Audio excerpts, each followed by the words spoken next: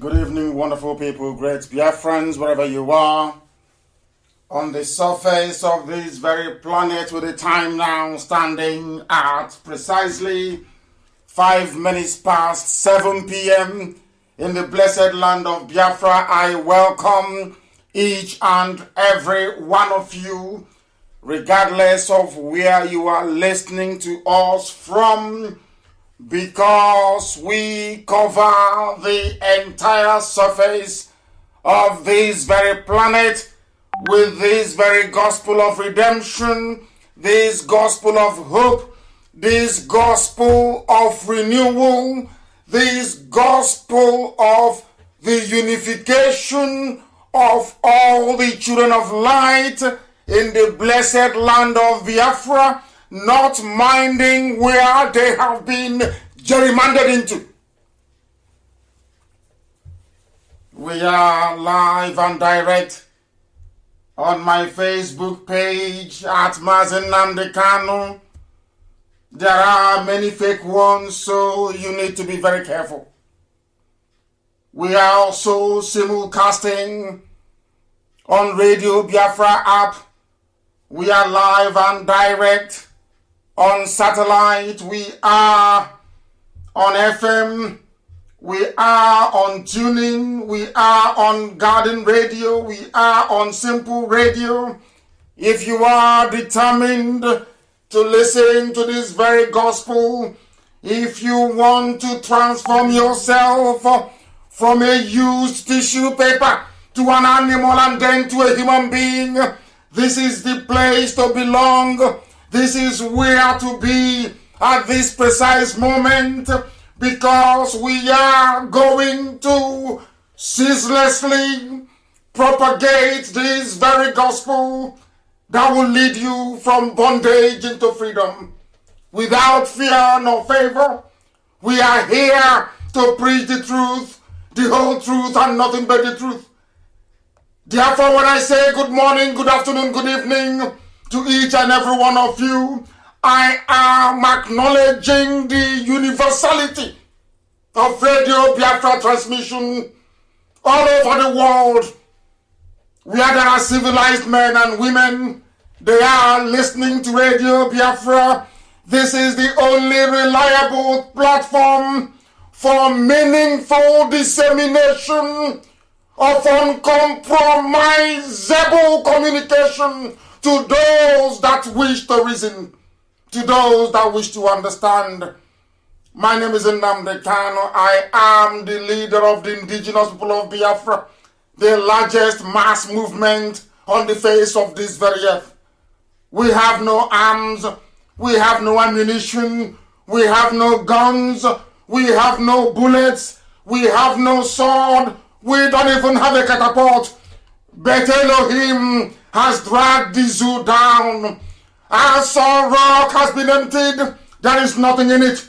Aisha Buhari is prostituting herself from one man to the other, trying to hold on to what has crumbled. The zoo is no more. It doesn't exist. That is why we speak with every authority. That is why we are saying to all those neo-colonialists who are desperately clinging on to power in the hope of swindling, in the hope of looting, in the hope of emptying the treasury prior to the official announcement of the end of the zoo, that they are wasting their time, because nothing, I repeat, nothing will stop the zoo from imminent collapse. It is gone and gone completely. There is no president, there is no vice. There is absolutely nobody elected to pilot the affairs of the damnable animals in the zoological republic. That is why we speak with every authority, that though they may be trying the best they can, that Elohim has destroyed the zoo, and from where it will never recover. They should pray COVID-19 never ends, because they will see a drama the likes of which they have never seen before in their lives. The whole world will know about this very fraud. Humanity will judge them and punish them accordingly. We are going to pray as it is usual and customary for us to do. We must pray we must acknowledge the presence of Elohim in heaven. I must ask those who are admins to make sure that this very link from my page for those who wish to listen via social media, that this same link is also shared on Radio Biafra page. Very, very important that they do so. If people are struggling or wondering how they can listen, the best thing for you to do is to guide them. This evening we are going to pray. It doesn't matter what our enemies do. It doesn't matter what they are trying to do. It doesn't matter what their motives are. It doesn't matter what they intend to accomplish. One thing is inescapable. This very gospel must be preached uncompromisingly. Uncompromisingly. I will preach the truth, the whole truth and nothing but the truth. You may not like it. You may not be comfortable with it. But Elohim has given me a message. And that very gospel I must spread. We must pray. We need to pray.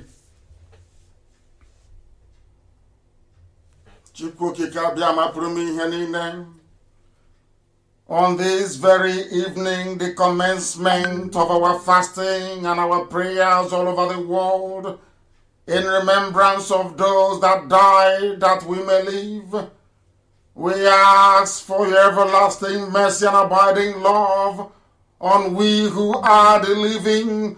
We ask Elohim for the safe repose of the souls of those that have departed in the cause of restoring Biafra.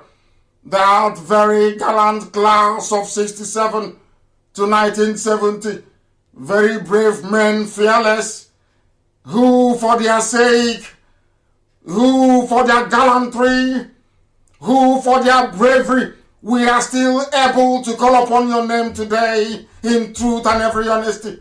For without those men and women and their sacrifices, the Janjaweed would have overrun your nation. Today we would have been speaking another language, another tongue. Today we would have been worshipping an idol from where we do not know. But out of the abundance of your kindness and your mercy, you remembered your promise to your children. You made us safe. Though we lost over 5 million, you preserved those who today all over the world is a shining beacon of excellence. Those who epitomize the very finest tradition of ingenuity in a black man. They are Biafrans all over the world, and we are grateful for your mercy upon our lives.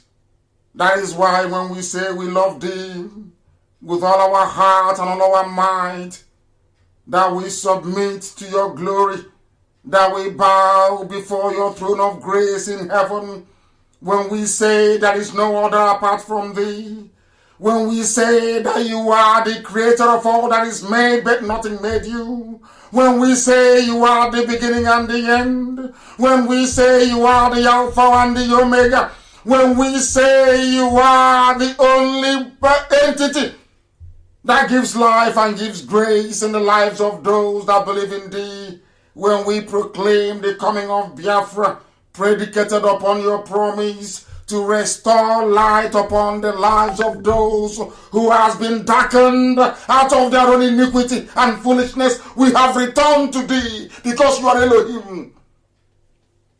Adonai, El Shaddai, you are our rock and our fortress. You are our deliverer. We give over the land of Biafra into your care because Biafra is being restored, that your name may be worshipped in truth and in every honesty. There will be no idolatry in Biafra. I promise you this when I was in detention, that Biafra will come out of your mercy. We will not bow before any graven image. We will recognize your entity as the Father, as the because your words are yea and amen. You said that Biafra will come, and tenaciously do we cling on to that very promise. Do we cling on to that very hope that your will be done in the lives of your sons and your daughters in the land of Biafra and all over the world, that your mercy may endure in our lives, that the truth that you have mandated us to preach may permeate the subconscious of every living being, that ultimately your will be done. Biafra will be restored. We will build your temple in Arochukwu. We will bow before thee and no other God. We will exalt your holy name. We will glorify you from the end of the earth unto the end of the earth. And every generation that will come after this, they will say that very generation of IPOB, they clung unto the promise of Elohim, and Biafra came in their time, that your name may be exalted, that your name may be glorified, adored, and worshipped forever and ever, we pray. He said,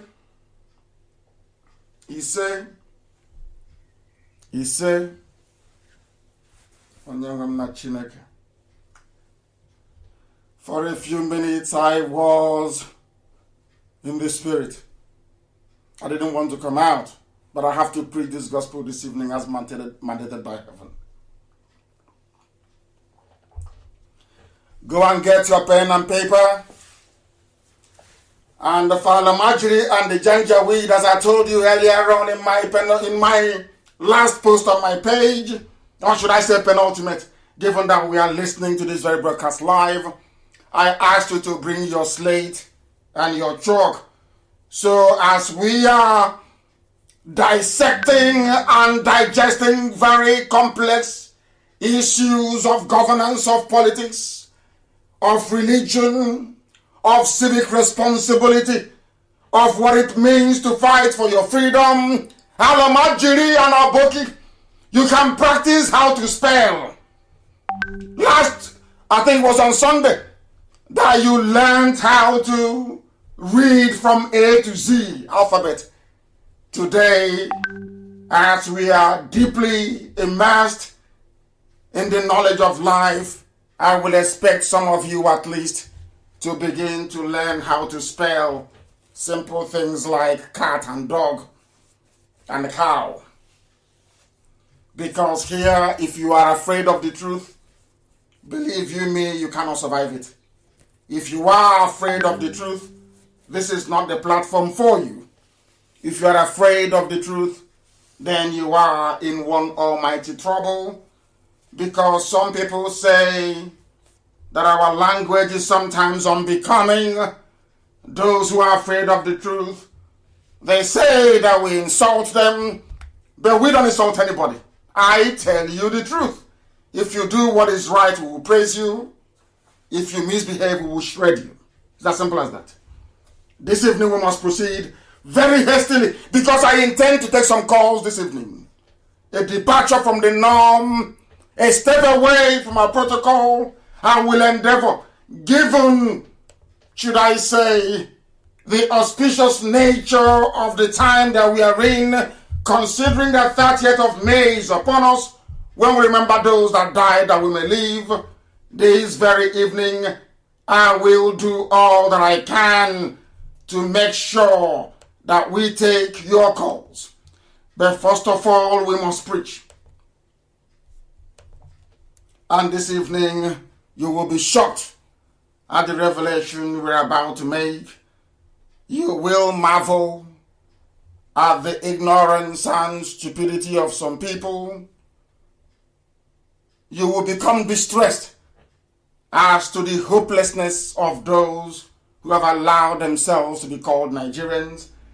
Because if you're a Nigerian, it means you are lower than an animal. If you call yourself a Nigerian, it means you are in a zoo.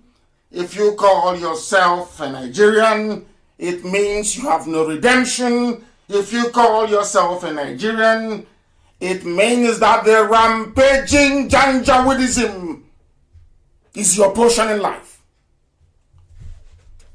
Let us preach the gospel of heaven. If you see yourself as a zoo animal, here we can make you become human once again through education. But if you are a used tissue paper, as some of you fondly refer to yourselves, then we cannot help you. This is the situation right now in Biafra land. As I told you, we intend to spread this very gospel this evening. I want the whole world to understand what we are going through. I want humanity to comprehend the scale of suffering. I want everybody who is capable of discernment to feel sorry for what we are passing through in the land of Biafra. Because what is happening to us is unfathomable. What is happening to us defies logic. What is happening to us should not be allowed to continue. What is happening to us requires a very urgent, coordinated reaction that this very generation of ours will see the last of it. The wickedness being perpetrated in the land of Biafra is beyond abomination. Beyond abomination. And it is our responsibility this very day to bring that to the attention of the global community. Listen. Hello. Good evening, all. It's to inform and to alert everyone that Fulani herdsmen, they are right now in Bende. In Bende? Where in Zuakole, where they call colony. Right now, they have many of them have been found there today with AK-47. About 300 of them there with guns. So please, we are calling for help. And the community have been alerted already. And they are all working to do something. But we still need help because we don't know whether they will attack this night or tomorrow.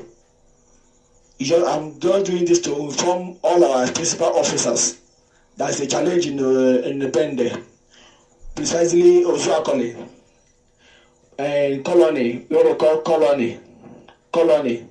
Colonies through colony by colony in that bush. Colony and Low. There's a forest there. They are in that forest. Please, if anyone gets this information, please immediately inform all our principal officers for what is happening in Bende, precisely in Ozuakole colony. Thank you. God bless you all. I hope you have heard it.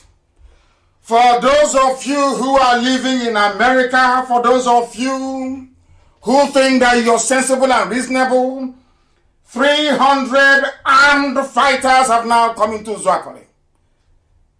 If you come from Bende, and perhaps you are as old as I am, or you went to Methodist College in Zuakole, one of the, I will call it an Ivy League school.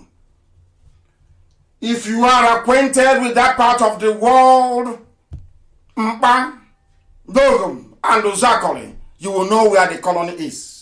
This very evening, right now, this very second, there are 300 armed Fulani terrorists who have camped there with the help of the Nigerian army, with the help of the Nigerian police, which of course is being, should I say, controlled by the Fulani.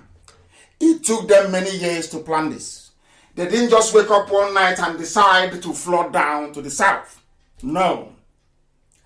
As we are busy trying to be politically correct, as we are busy talking rubbish on video, backstabbing as usual, mouthing our rubbish, working for a new Nigeria, working to divide Biafra land, working to sabotage any coordinated effort to confront our enemies from the Sahel.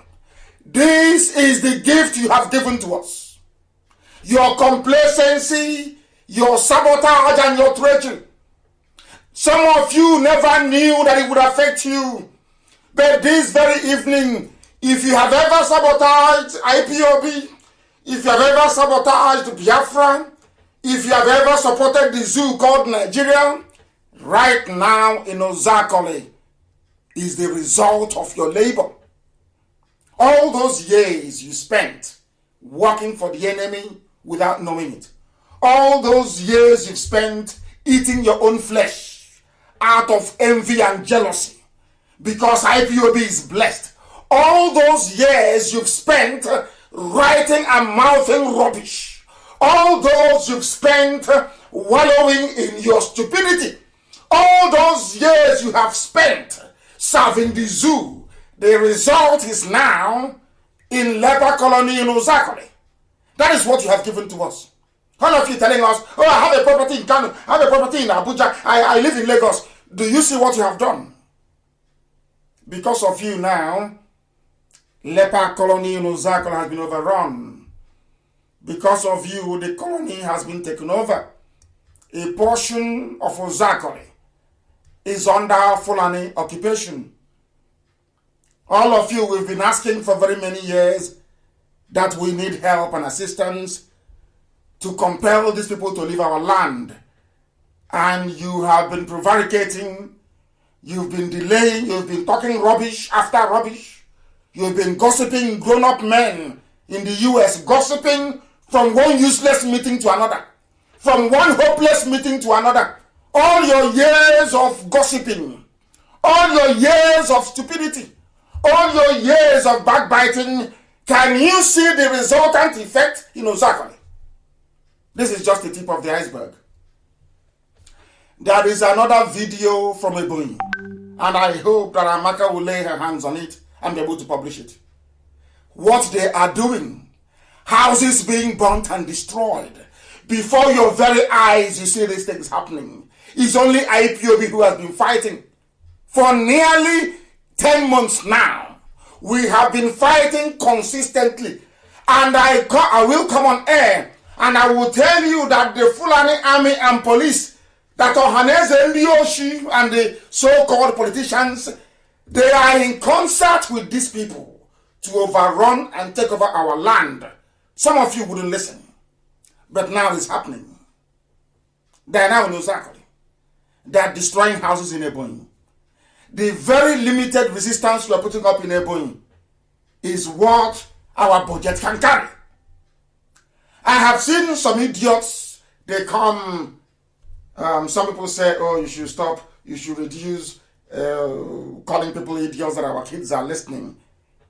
Tell your children that I am referring to those that have betrayed us and who, because of what they have done, both individually and collectively, have put us in a very perilous situation. Our people are dying, our land is being overtaken, and we are being overrun. Everywhere they are coming with arms. There is no way I can decorate my words. I'm a very angry person. Very, very bitter at our complacency and stupidity, and you want me to sugarcoat how I say things? I won't do it.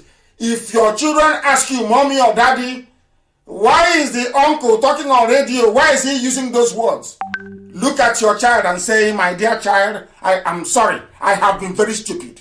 I contributed to the mess happening in Biafra land. Be honest with your children and tell them the truth. All your years of gossiping, have you seen it? Grown-up men that listen to gossip, have you seen the result?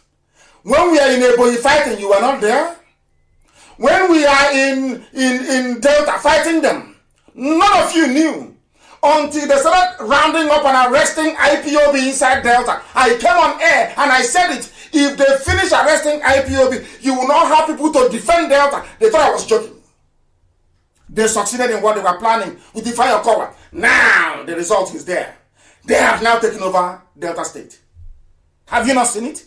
Are all of you blind? You cannot see? I will play it later. Very shortly I will play it for all of you, that you may understand. So when your children say to you that uncle talking is very upset, he says things, he's cursing people, tell your children that you are the reason why that uncle is talking the way he's talking. Because all of you put our land in jeopardy. And you think we are going to forgive you? Even if you like, you go and bring us the sun and the moon. We'll never forgive you. All this nonsense going on now should have been stopped from the beginning. I warned you in 2012, 2013, 2014, 2015, until I was arrested. I came out. I kept warning you, let us prepare. Let us prepare. Let us get ready. You said no. What some idiots did, as I was, they said, oh, you don't talk to politicians. You don't cooperate with them. As I came out, I spoke to a few of them. And I said, can you see our condition? Are you going to do something about it? Not one single soul. I'm saying it live to the hearing of the whole world. Not one single politician from Igbo land, from Efik, from Ibibio. I spoke to all of them. I sent emissaries to them. I said to them, this is what is coming. There is no governor in Biafra land. There is none in the so-called Southeast or South or Niger Delta and all the useless democracy that goes with it. I spoke to all of them. I sent people to them. Let us prepare. I'm telling you now. And all of them said no. That they are planning. They promised all of them vice president. All of them. Everybody was promised VP.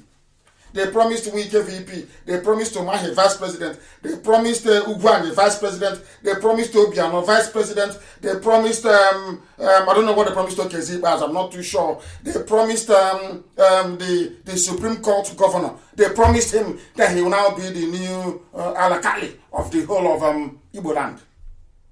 These are the people you have as a politicians. They have no foresight, they have no vision. With the exception of Abaribe and a few others who don't want to be mentioned. I pleaded with them. Do you know what happened? The same politicians, some of them, working for the zoo, went behind my back and started telling them, make sure you don't give any arms to Nnamdi Kanu. If you do, he will defeat the zoo, Nigeria, and he will come and kill all of us. I said it before live on air. I have said it many times. Instead of them to see what I have seen, they went about gossiping. It was that gossip that led to Operation Python Dance. That same gossip. What Igbo men are doing with gossip, I have no idea. Why a grown-up man that claims, or woman who claims they're educated, somebody can come to you in the middle of the night and be whispering rubbish to you, inboxing you nonsense. You don't have the presence of mind to ask the person, please, why don't you bring me the evidence you have? Simple evidence. Because there's a saying where we come from. You don't judge by only listening to one side of the story. Listen to everybody involved. You listen to gossip. Oh, let's not support hiding your prejudice and your little jealousy. All of that nonsense is the reason why right now, Zakol is occupied. That is why in Ebonyi State, as I'm going to play for you, that is why.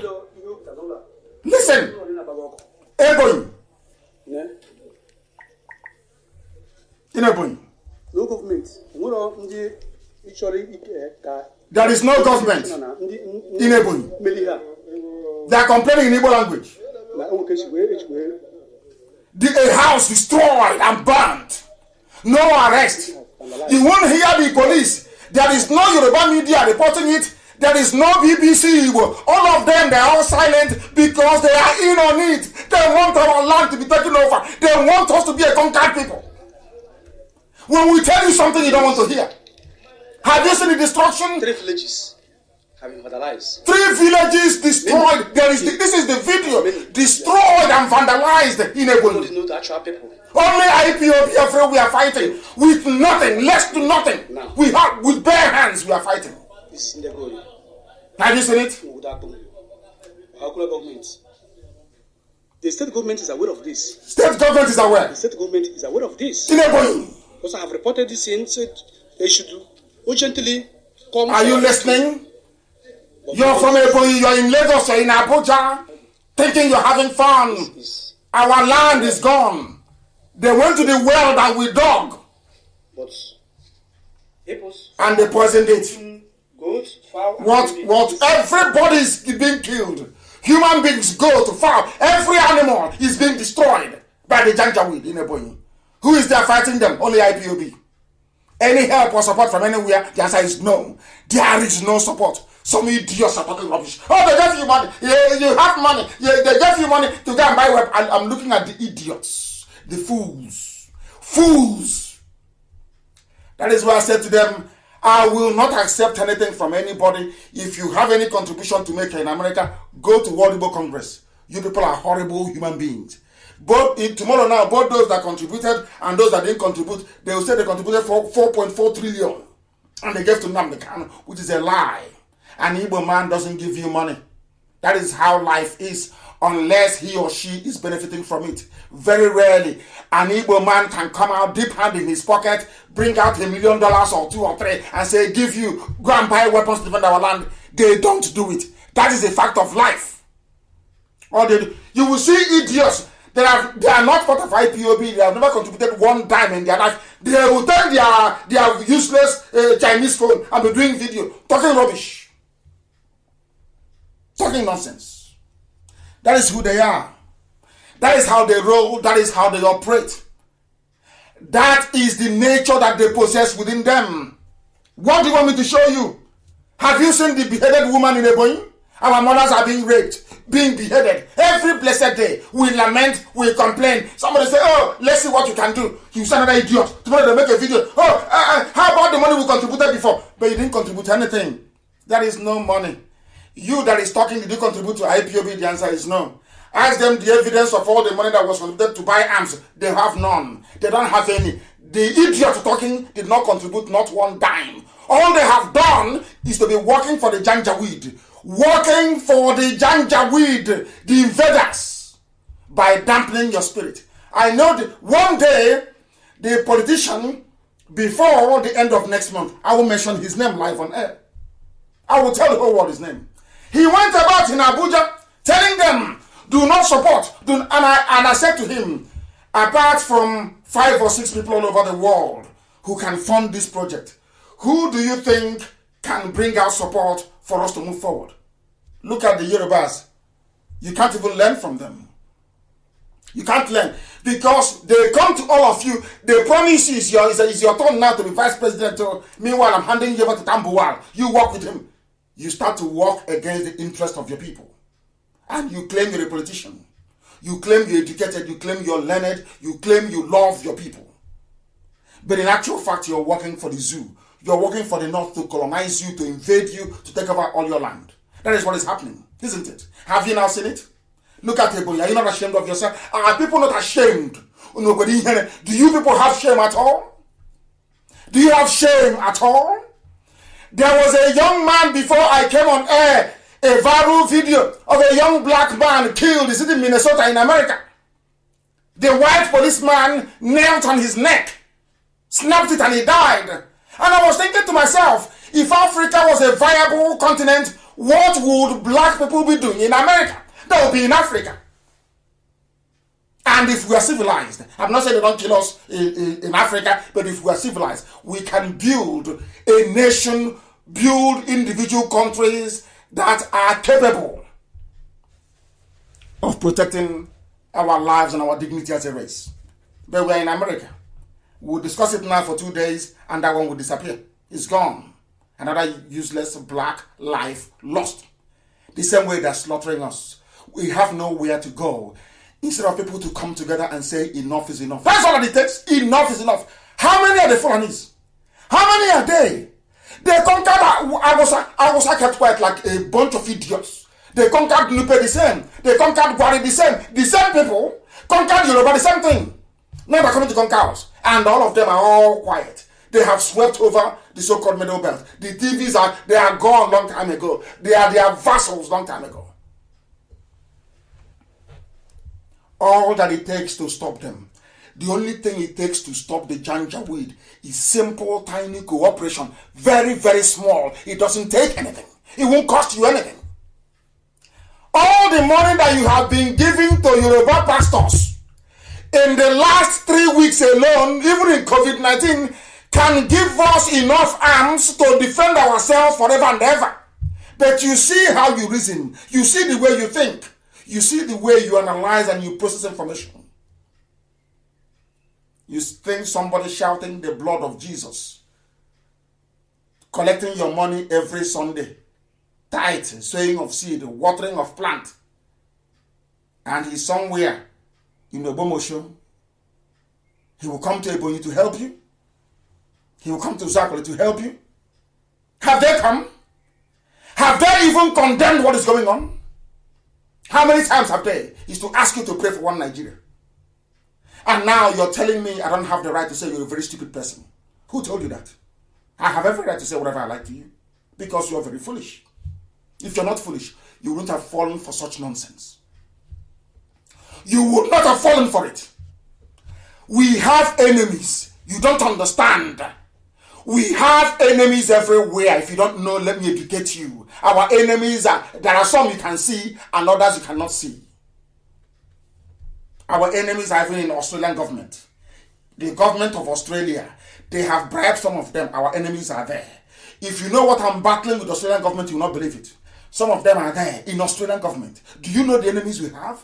Some of you just pick up your useless, rickety phones, online talking rubbish. Because you're foolish. Because you have no brain. Because you cannot reason. You cannot think. You're a primitive black monkey. You know nothing. Do you know how many enemies we have? Do you know I went to VOA after my interview at VOA and went back to Capitol Hill to go and lobby US senators about the killing of Christians? And the same VOA that invited me, on the morning of the interview, they rang me and said to me, they spoke to my PA. They said to my PA, can your principal speak Hausa? And he said to them, what has Hausa got to do with interview? VOA in Washington. VOA headquarters on Capitol Hill. He said, unless he speaks Hausa, we cannot interview Nnamdi Kanu today. I've not told you this before. Go and ask VOA in America. Because the zoo got to them. All the money they've been borrowing, they're using to bribe. All they do is to bribe. It was only when we started this movement that I knew that white people is as corrupt as black people, if not worse. But they do it very scientifically. Do you know that? Are you aware of that? Do you know that VOA cancelled my interview because you know what they said? That I should go to Nigeria embassy and bring somebody who speaks Hausa to debate with me. I said to them, I don't mind debating with anybody, but you go and bring the person. Let me shred them. In America, I will vaporize them before the whole world. They said no. I should go and bring somebody who speaks Hausa so they can interview me in Hausa language. And I said, with all due respect, VOA, you're talking rubbish. That was how the interview was cancelled. Do you know how many enemies you have? All these idiots running all over the place, yapping rubbish. Do you know how many enemies you have? Have you been to the US State Department before? Have you tried to table the issue of Biafra before? Have you received any responses? Do you hear what they are saying?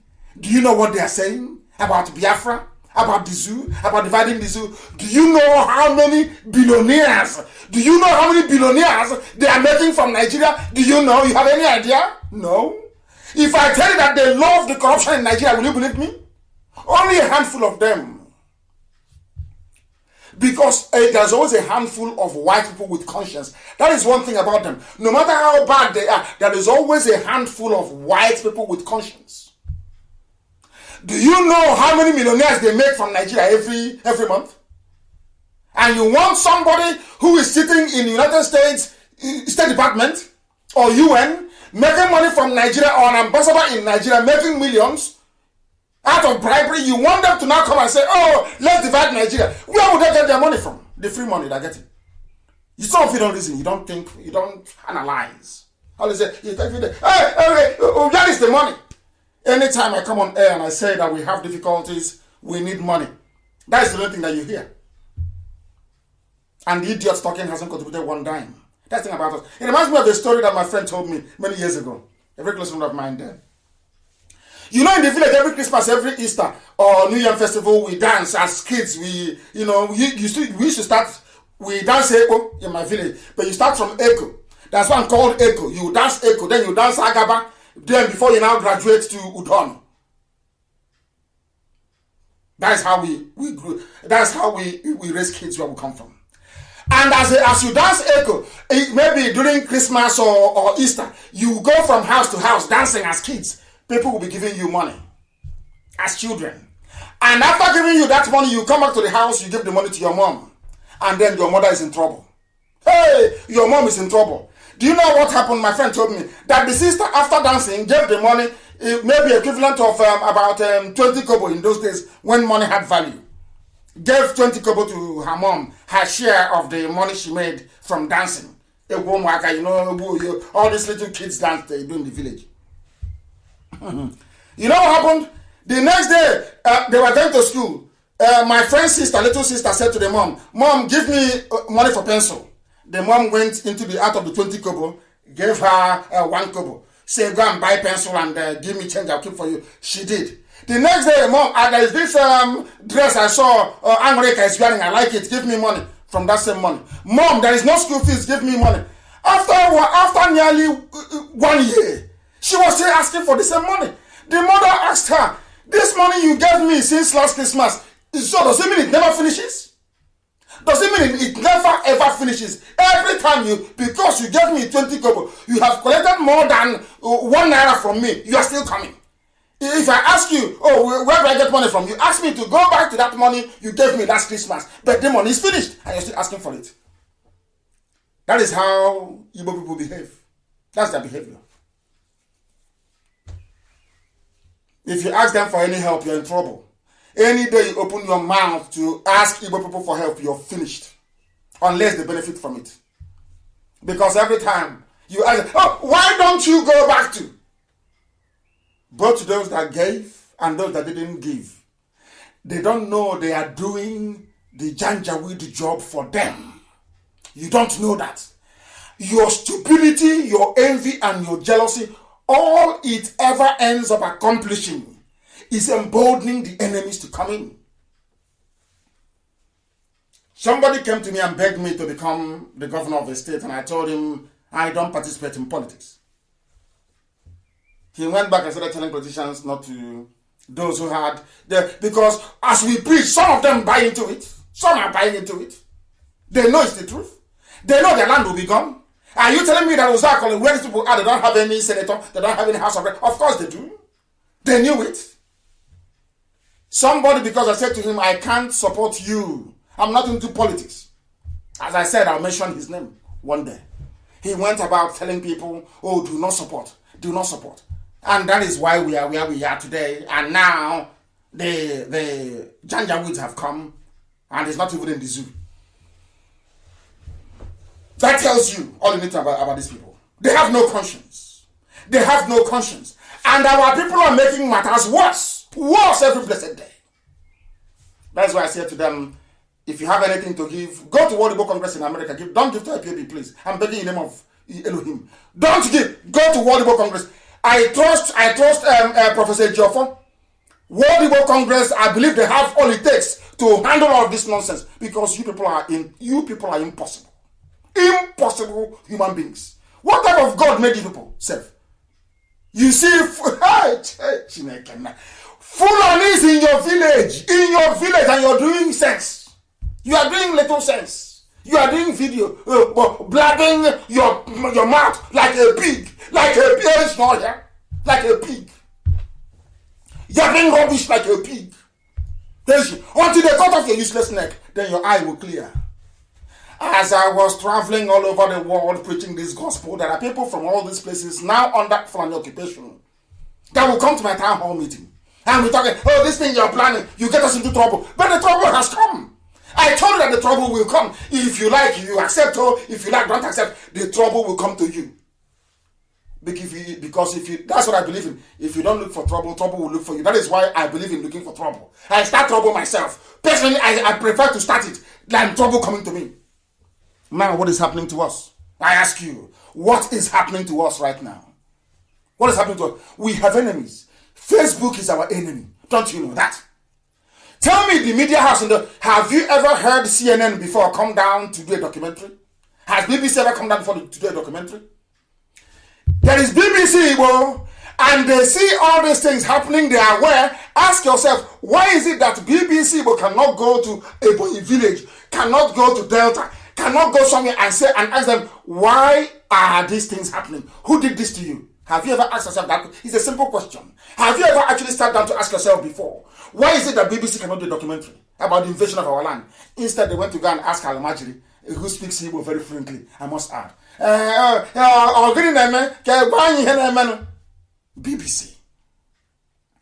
And only IPOB, Nnamdi Kanu, is facing all these enemies all over the world. Do you know how strong they are? Only IPOB. Do you know how strong these people are? Yet we are breaking them down. And instead of idiots to sit down and appreciate the very marvelous work IPOB is, you're yapping rubbish. You wake up in the morning and you just talk nonsense. Inboxing people. There are some people that all their job is to be inboxing, sending inbox to, actually gossip inbox everywhere. Ask them to face me and they run. They can't face me because now I will destroy them with facts and figures. Very neat and very simple. Look at your land is under siege. You're in America. Maybe next week a policeman will sit on your neck or your child's neck and they will break it and they will die. And we'll be looking at videos. Say, hey, this is bad, oh. And after 2 days, it's all over. That is the price of stupidity. The price of idiocy. When your kids ask you why I use the words that I use, tell them that you're stupid.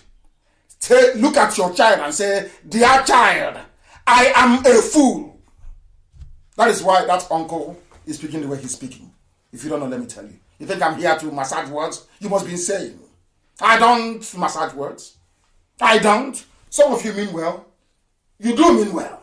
You do mean well. But your actions do not correspond with what we are seeing on the ground. You must do a little bit more. Is it only Ebonyi State? Is it only Abia State? Uzakali? No. Let us go a bit further. Let us go to the land, Igbo land in Delta. Some idiot I read was telling me nonsense about they are from Ukwane. They came from Bini. Hey! And I said, what is the name? What is the name of Ukwane in Bini language? They cannot tell me. So they are from Bini and they're speaking Igbo. Are you not stupid? How can somebody come from Bini and be speaking Igbo? Does that make any sense to anybody? Does that make any sense? This is years of mental destitution. I don't want to be speaking too much grammar all the time. Years of mental idiocy. Your name is Ifeanyi Okowa. Somebody answering Ovie or Moyeren or whatever is coming and telling you you are related to him. You are from Benin and you're jumping up and down like a spring chicken, saying yes, I'm from Benin. Are you not insane? Is your brain correct? Is your brain okay at all? That is what years of living in a zoo has done to people. We have enemies. Our enemies are not just the Janjaweed, the Fulani you see in the north. Everywhere! Because they are afraid. Some corrupt neo-colonialists are afraid of Biafra. They think that Biafra will have the same effect on Africans the same way that Japan did in Southeast Asia. Because, as we say where we come from, if people see that Biafra is successful, Oduduwa will strive to be like Biafra. Even the Janjaweed in the north, Hausa will strive to be like Biafra. People will work harder because people are at their best when there is competition. That's something that people don't know. The reason why IPOB is preeminent is because from day one, we were put under pressure. From day one. And that is why I said to people, don't worry when people talk rubbish and it's good for us. It reminds us the price of failure, that you cannot fail. People will copy from us. When Biafra is free, Africa will learn from Biafra. They know it. That is what Fulani is running from. Fulani knows that once Biafra stands and we are doing very well, when they go to beg for money, which is all that they do, which is to go and beg, the world will ask them, but are you not the same people with the Biafrans? Some of you don't know what is happening in Africa. It's a trend that the lives of Rwanda is trying to reverse. This trend of what I call the democratization of idiocy and poverty. Everybody is poor. So when you go to beg for loan, go to ask for grant, as COVID-19 is raging, you're begging for everything from syringe to ordinary water bottle. And everybody is begging from Africa. There's no problem. Understand this very clearly. But if other African countries are doing well, then the person you're begging for money will ask you, but I don't have other people who are doing well. They're not begging us for money. Why have you come? That is one thing the Fulani don't want. They know that once Biafra stands, Biafra will be a beacon. And they don't want it. All these, their useless, janjaweed, feudal way of existence will disappear. Because Al-Mahdi will then ask them, can't you really see us then they leave them for Biafra? That's what he will say to them. Why can't you be like Biafra? That is what the Janjaweed are afraid of. That's all. Nothing more, nothing less. Why can't we have competition? Why can't we say, okay, this is your Biafra, okay, take it and go. Let's see what you can do.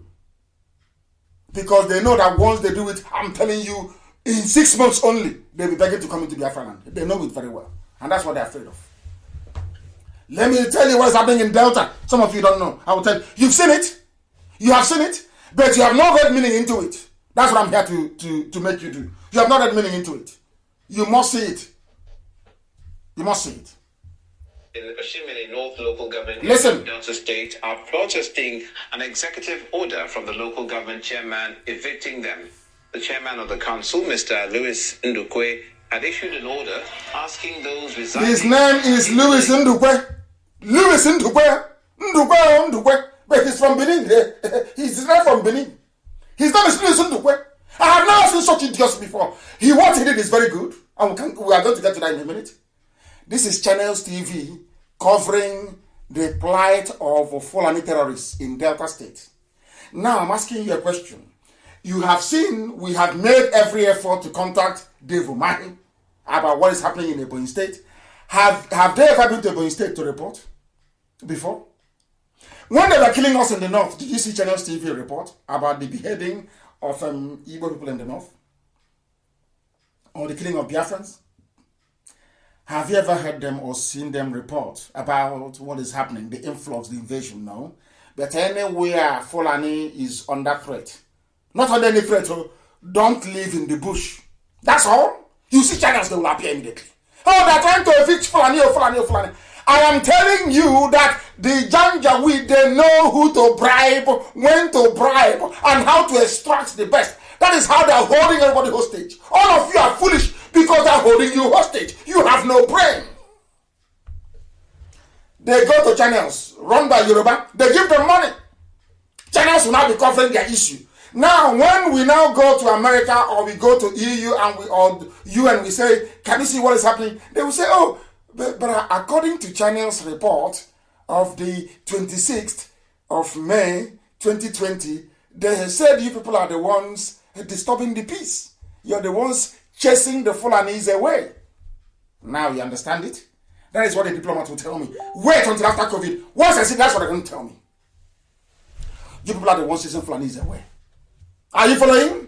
Listen very carefully to understand how they are playing with manipulating your brain so you cannot reason properly. This is any time somebody comes to you and tells you something wrong about IPOB, Nnamdi Kanu, or Biafra, or this, you plan to cause war. No, that person is working for the zoo. Is working for Nigeria. They are working to destroy you, to completely annihilate you as a race. I told you what happened. Did I tell you what happened? Very, very sad indeed. That's what they do. They come and they say, oh, he's trying to cause war. Don't support him. But that thing you are avoiding, it has come to you now. Has it not come? Has it not come? Has it not come? Has it not come? I ask you. Unbelievable. I'm going to show you this evening what they're doing with your lives. It's called subtle manipulation. I did mass communication as an elective. Subtle manipulation. You will not know. They got what he did. They say, this thing Nnamdi Kanu is doing to bring war. That idiot will be trumpeting it all over the place. And you know, all of us Biafrans, our spirit is very, very easy to dampen. If not for the years of training and tutorship in IPOB on this platform. Some of you would have fallen by the wayside by now because you are programmed to receive gossip.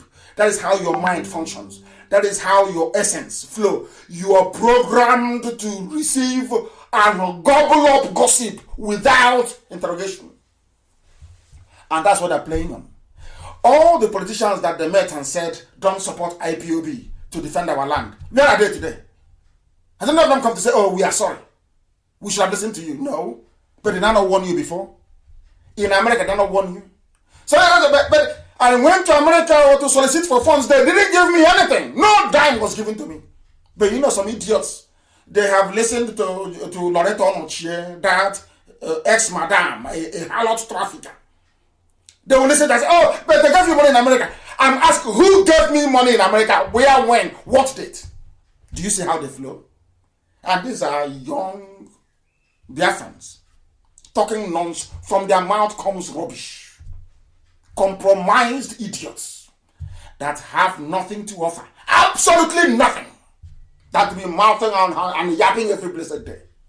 Now they have come. They're also in LLM. I know you mean as we speak. Let me tell you what's happening in Delta, because some of you don't know. Forested area. Listen. Vacate that place within 7 days or have their structures demolished. Mr. Ndukwe explains that the order is not targeted at victimizing anyone or tribe or person, but to rid the bushes of criminals who always use the place to perpetrate heinous crimes. We are Nigerians. They are saying, oh, Igbos are living in Kano. They are living in Kaduna. Because of that, we are Nigerians. We have the right to live anywhere we find, including our farmland, including our forests, including our bushes. Now, do you understand what is going on? Some of you saw it, you saw this very news. What did you do? What did you do? Let us hear what Mr. Ndukwe has to say. Mr. Ndukwe from Benin. Oh, my goodness. The government, the federal government, state government should come into our aid and leave us, allow us. Fulani is saying state government, federal government, come to our aid in Igbo land. In Igbo land, in the bush of Igbo land. Come to our aid, come and help us. Come and help us, which means bring the army, bring the police, come and kill all the villagers. So we can take over. The same thing they did to Awasa, the same thing they did to Nupe, the same thing they did to Gwari, the same thing they did to Yoruba. The same pattern. They never change. They never ever change. They never ever change. When will you people learn? When will you understand that your land is under siege? You are under threat. Your way of life is about to go. It's about to vanish, about to evaporate. When will you know this? When? How else do you want me to put it? I say, how else? Don't call me to ask me. If you're in America, keep shouting at America. Go to World Igbo Congress. Go there and find them. Maybe you can be of use after all. Don't come to IPOB. Don't come to... I told you in 2015 that a time will come, people will come to me to lead this very army and I will not lead it. Go to that video I made in Los Angeles. It's there. It's a timeless classic. It never... People never get out of watching it. Go and watch it again. In that video I said... A time will come, you will ask me to lead this army and will not lead it out of your complacency and your stupidity. It has happened. That is why we need nothing from you. IPOB needs nothing from you. We will do the best we can, but if we are facing army. Back home, we are facing police. Because everything with a gun we are facing with bare hands. With bare hands. And it doesn't touch you. You are not moved. That's how evil some of you are. All you're concerned about is, how do I become envious? You cannot be Nnamdi Kanu. Elohim sent me. The devil sent you. So who do you think is going to win? God in heaven sent me. You were sent by Lucifer. So who do you think is going to win this very battle? So do you actually think that talking rubbish on Facebook is going to save you? Do you think it's going to save you? When the time comes, you will know how mean we are. Right now, you have no idea. You will see it very, very soon. Let's see. And imagine he's protesting in Delta State. In Igbo land. In Delta State. Protesting. Calling federal government, come and help us.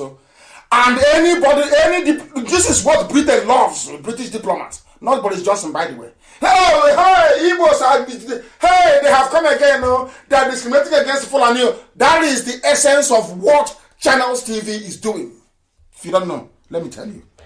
Let's listen. Legal occupants of the places we are living in Delta. They are legal occupants in our farmland. Farmland they didn't buy. Listen. State. They should come to our aid and halt and stop this said local government chairman from passing this his so-called executive order. Whoever is living in any place is a lawful tenant, is a legal occupant of that place. We have the receipt they gave us for each year we pay tenancy. The ultimatum is a 7-day This is ultimatum. Ndugwe. That doesn't mean that where necessary, some certain amendments or waivers will not be given or extension of time. But the important thing of note here, because we're going to come down very heavily on defaulters. We have agreed in tandem with the traditional rulers, we have agreed with stakeholders, we have communicated the police, we have communicated the DSS. What we are saying is that enough is enough. We don't want to accommodate anybody in our bushes anymore. It is not about me. It's about our people. And it is what we have decided. And that is how the way to go. If you want to live in Oshimili North, for God's sake, my brother, what is too much about picking up a property in the town? Come and live with us. Our people also farm in the bushes. But we don't live in the bushes. So how come you're bothered about living in the bushes? That means there's something about you. He has spoken like a man. Spoken like a man. Mr. Ndukwe. Like a human being, like a man. We don't live in the bushes. When we go to Kaduna, do we live in the bushes? When we go to Zaria, do we live in the bushes? We are in Medugri, are we in the bushes? We are in Sokoto, are we in the bushes? We go to the town, we develop it. We develop their places. They come, they go to our bushes to take our land from us. And some of you are busy making useless videos and making a caricature of your idiots online. A caricature of your stupidity. And online, people are laughing at you, but you don't know. The Janjaweed, they are laughing. In Kaduna, in Sokoto, they are just huddled up laughing, driving their fancy cars. They're laughing at you because of your stupidity. One day you are Biafra, the next day you're Niger Delta, the other one you're South, the other one you're Bendel, the other one you're Midwest. Only white human being. You're not ashamed. Look at, because of that, Bendel, Niger Delta, we are not Igbo. That is why they are in Oshimili. What is the meaning of Oshimili? Oshimili North. Igbo name, river, for river. People don't reason. People, and that is why whenever fools come on radio Biafra, they get irritated. Because they cannot comprehend the level of understanding we possess relating to our condition in the zoo called Nigeria as Biafrans. They marvel at it. We must continue this very evening. The time now, of course, is how many minutes past? It is now 9 minutes past 8 p.m. in the evening. The whole world is listening to us, of course. Now, listen on. All of a sudden, the same Okoro we've been talking to for ages is now saying, we are now going to take our destiny into our hands. What does that mean in simple English? That thing that Nnamdi Kanu has been saying, that IPOB has been saying for years, now we are now going to do it. We will take our destiny into our hands. That is what we have been doing. This is Governor Okowa. Ifeanyi Okowa. Are you listening? He is now saying that as herdsmen attacks persist in Delta. So now you agree that herdsmen are attacking. Now you believe that these people are doing all they can to exterminate us. Now you believe that things are no longer right. Exactly what IPOB has been saying for years. But you are the governor that helped a Fulani man clean up Delta for you. Clean up Delta in the sense that they removed every defenses we put in place in Delta to allow the Fulanis to come in. Now they have come in. They promised him vice president as well. Do your bit for vice presidency. He has done it. Now his land is under threat. Now he's suffering. Now he's feeling the heat. Do you see how they roll in the zoo? Do you now understand it? That's the final cover for you. Now they believe that there's killing going on everywhere. And the Fulanis are protesting in land that doesn't belong to them. Unbelievable. Things are happening in the zoo, you know. Things are happening in the zoo, I tell you. Things are happening in the zoo that some of you will marvel. What is happening in the zoo will shock some of you. It will shock you. And that is why we remain very, very determined that Biafra must be restored. That's the only solution. It doesn't matter where you come from. Biafra is the only solution. Have you now seen that all that Niger Delta rubbish, do you see that it holds no water? All that south garbage, you see it holds no water. People say, oh, but I'm not insulting you. How can I be insulting you? I'm insulting something that doesn't exist. It does not exist. Not in common sense, not in geography, not in politics. It doesn't exist. There's nothing called Niger Delta. It's as simple as that. How am I insulting you? How am I insulting you? The white man came and took you as slaves. They didn't insult you. They brought their religion and gave you. They didn't insult you. They changed your way of life. They didn't insult you. They named you Water Port Harcourt. It wasn't an insult. They gave you their names. It wasn't an insult. They told you that a Christian name is better than your traditional name. You accepted. It wasn't an insult. Huh? Are you listening? But me telling you that Niger Delta is a nomenclature that shouldn't exist is an insult. Do you see? You're even practicing racism in your stupidity. The white man came, took you as slaves to America to work for free for 250 years. It wasn't an insult. He brought his religion. It wasn't an insult. He told you that answering Wamaka is bad. You agreed. That Christina is better. It wasn't an insult, not an insult. But me telling you that referring to yourself as a Niger Delta person is the height of stupidity is somehow an insult. You see how you reason? You see how some of you reason? Before, as somebody rightly noted, elders are the ones that tell history to their children. But today, we are the children. We are telling, I'm an elder, of course. Our children are now telling us about history.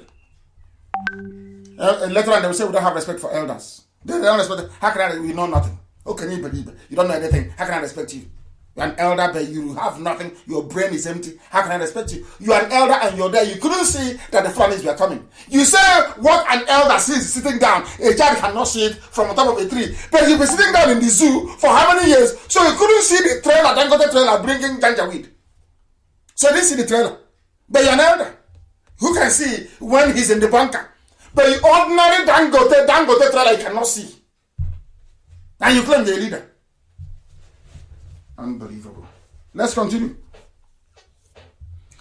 Anybody that you see making a video or a comment against Biafra agitation is a Janjaweed apologist. All those who like their posts are all Janjaweed supporters. They are the people fighting to destroy you. They are servants of the caliphate, all of them in Pandev, all of them in Ohanese. These are the people destroying you. Forget the nonsense they tell you. Forget the rubbish they say when they come on television. They do not mean it because they don't have what it takes. They don't have the guts to push through their conviction. They don't have it. They don't have it. If you tell somebody the truth, it's an insult. What sort of human beings are you? What sort of you? Look at how poor you are. Poverty written all over you. And it says an insult. Because funds are needed to secure Biafra land.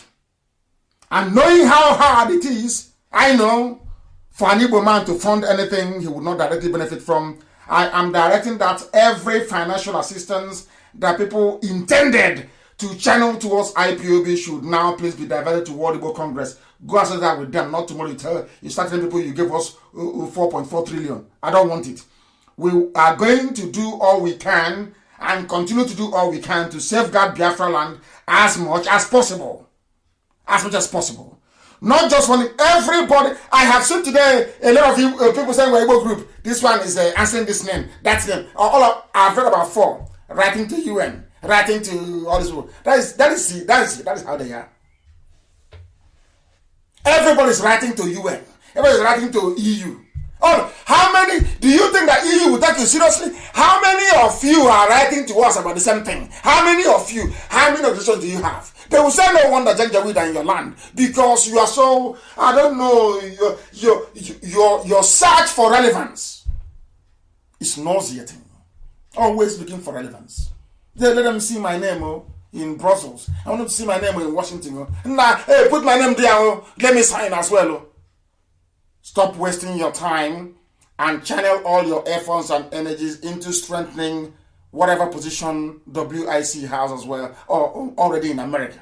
And from there, perhaps something tangible may be able to come forward. I asked some people a while back to try and contribute towards what we are doing. If you remember very well, I went to America. This same America, I keep going to US all the time. I keep going and reminding them they don't do anything. I was in the USA a few months ago and I asked them to contribute $1. They never did.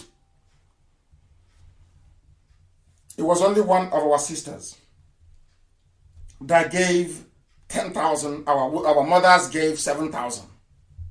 What is in the account, I will tell you today. I set up this fund long time ago for this period of Janjaweed coming. What we have in the account is $40,000. You know me, I don't hide anything. That is what they have contributed. And out of that $40,000, $20,000 was contributed by only 4 women. What does that tell you about your people? Now you can see that they want us to be conquered and taken over. Can you see it? In America, and the money hasn't been touched though, before you start making your videos tomorrow. It's still there in the USA. 40,000. 40,000. 40,000. What does that tell you about your people? What does that tell you about who you are? What does that tell you about who you are? What does it tell you about your mentality and the way you reason? I told them, Fulanis are coming. I warned them. Every time I go to America, I warn them, the Fulanis are coming, they're coming. Every time they're coming. I was sounding like a broken record. Some of the evil ones in Yoruba media, they were like, Nnamdi Kanu is instigating trouble. But now that the Janjaweed have come, they're no longer right. To come back and say, oh, Nnamdi Kanu was right. No, they won't do it. Now you understand them the way they flow. You understand who these people are. Now listen very carefully. I repeat, nobody should give money to IPOB to support the driving away of Janjaweed. We don't need it. I don't need it. Find who you can give it to. Not to, I don't give us. Now that the Fulanis have come in, you are looking for IPOB. You go and do it yourself. They'll cut off your head. Go and try it now and see. Do you know how many men we've lost? In Ebonyi. This is Ebonyi. Do you know how many men we have lost in Ebonyi? Do you want me to publish the videos and the pictures for you to see before you believe? That was how we imported a very expensive equipment. And I was telling our people, telling Biafrans, we have bought this transmitter. They never believed they were making videos. You ate money. I don't know what is wrong with them. You ate money. You stole money. You did this. You did that. Where's it? After I listened to them, I did a video of where the container was. The same person asking me, castigating me and saying that I ate the money, that where is the container, was the same person that took the clip and went to DSS in Oka to tell them, oh, I know where this video was made. You need here, come, let me take you there. And he's a Biafran. And he has a microphone today. Running around saying he's working to unify, working to get Biafra. I call him the Sabo with microphone. The same people casting, and I said to them about it. They didn't even believe me. When I was arrested, they didn't believe me. When the same transmit, very massive, that was tendered in evidence in court, do you know they were still making videos. He ate our money. They were still making videos. Until Buhari, when he was alive, 31st of December 2015, on national television in the zoo, being interviewed by four journalists, said, that one they call Kanu. If you see the sophisticated equipment he brought into the country, it was only when a Janjaweed decided that they believed that I brought it in. They needed to hear it from the mouth. Oh, that is how wicked and evil they are. When you see them making their sweet video, he's a fraudster. He's a con artist. What did I steal from you? Nothing. I'm a con artist because I want Janjaweed to go. I'm a con artist because I told you are an idiot agitating for Niger Delta. Only a fool can do that. It's the truth. Simple, pure, plain truth. That is how he's a con man. Until Buhari, when he was alive, opened his mouth and said it. The idiots, they didn't believe. The same person talking rubbish. And the day I showed the container, it didn't take up to 2 months. Everything was down, was gone. That container now that we bought a very expensive equipment is now in DSS compound in Abuja. And they're still doubting it. Maybe I need to publish the picture so they will know that I know everything that is going on there. This is how we are.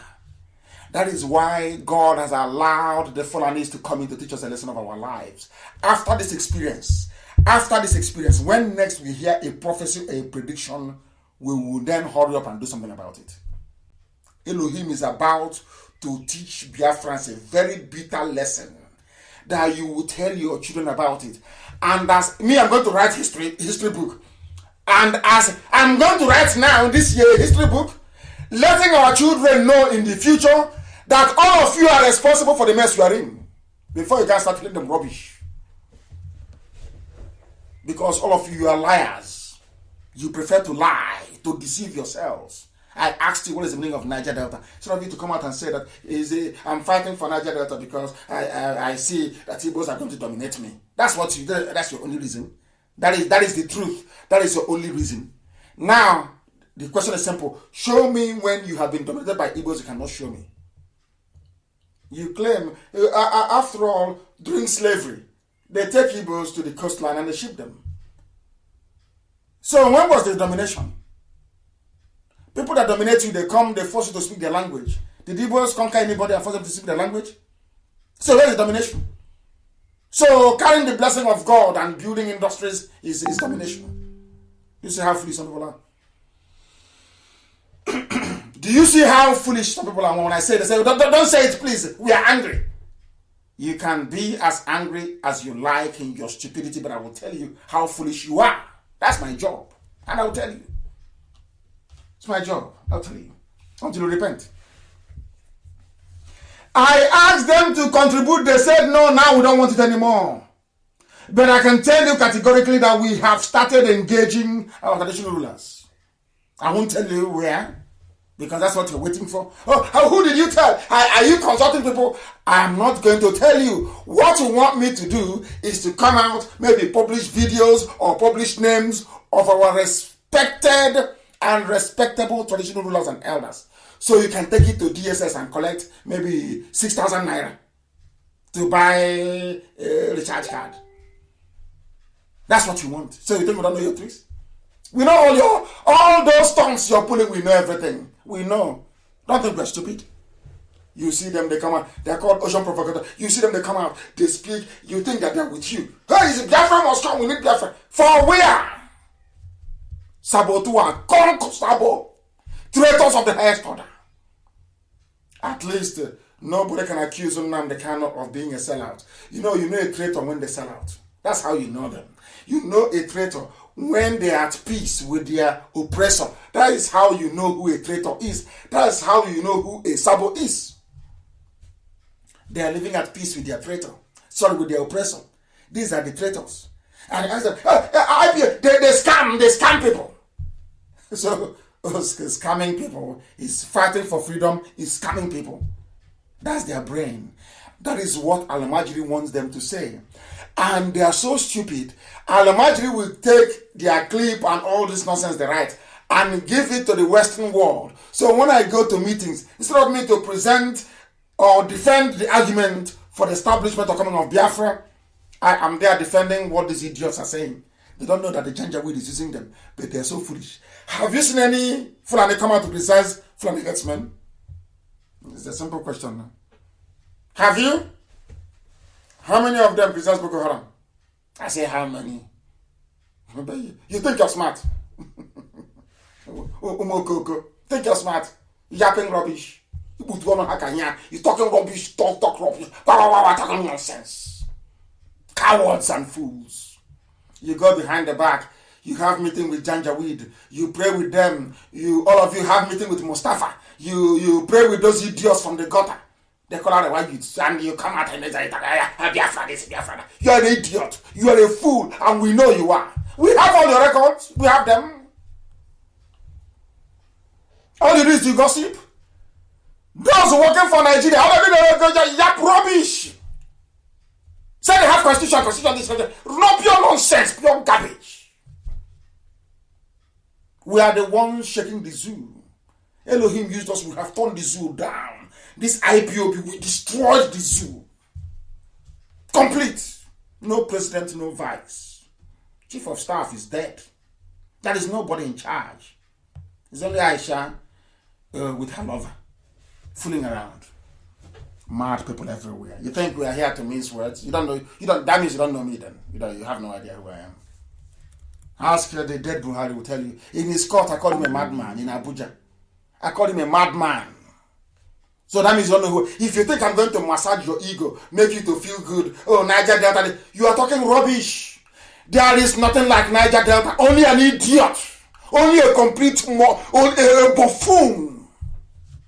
We say he's from Niger Delta. Only an complete idiot. Because my last child, Nabikam will defeat in an argument. He's 4 years old. If you open your useless mouth, say, we Niger Deltans. You're a complete idiot. Complete fool you are. There are mad people everywhere. You didn't go to school. Think I was teaching one or two poorly conceived grammar somehow makes you an educated person. Have to be able to reason. Reason is what makes you human. Reason. Think, reason. That's all. That's all. Listen to life in the zoo. What is happening in the zoo? Some of you don't know what is going on. I'll tell you. Listen. Army. People are leaving the army. They are killing our sons in the north in the army. All his friends are dead in the army. 7 Div Medugri. My Malari.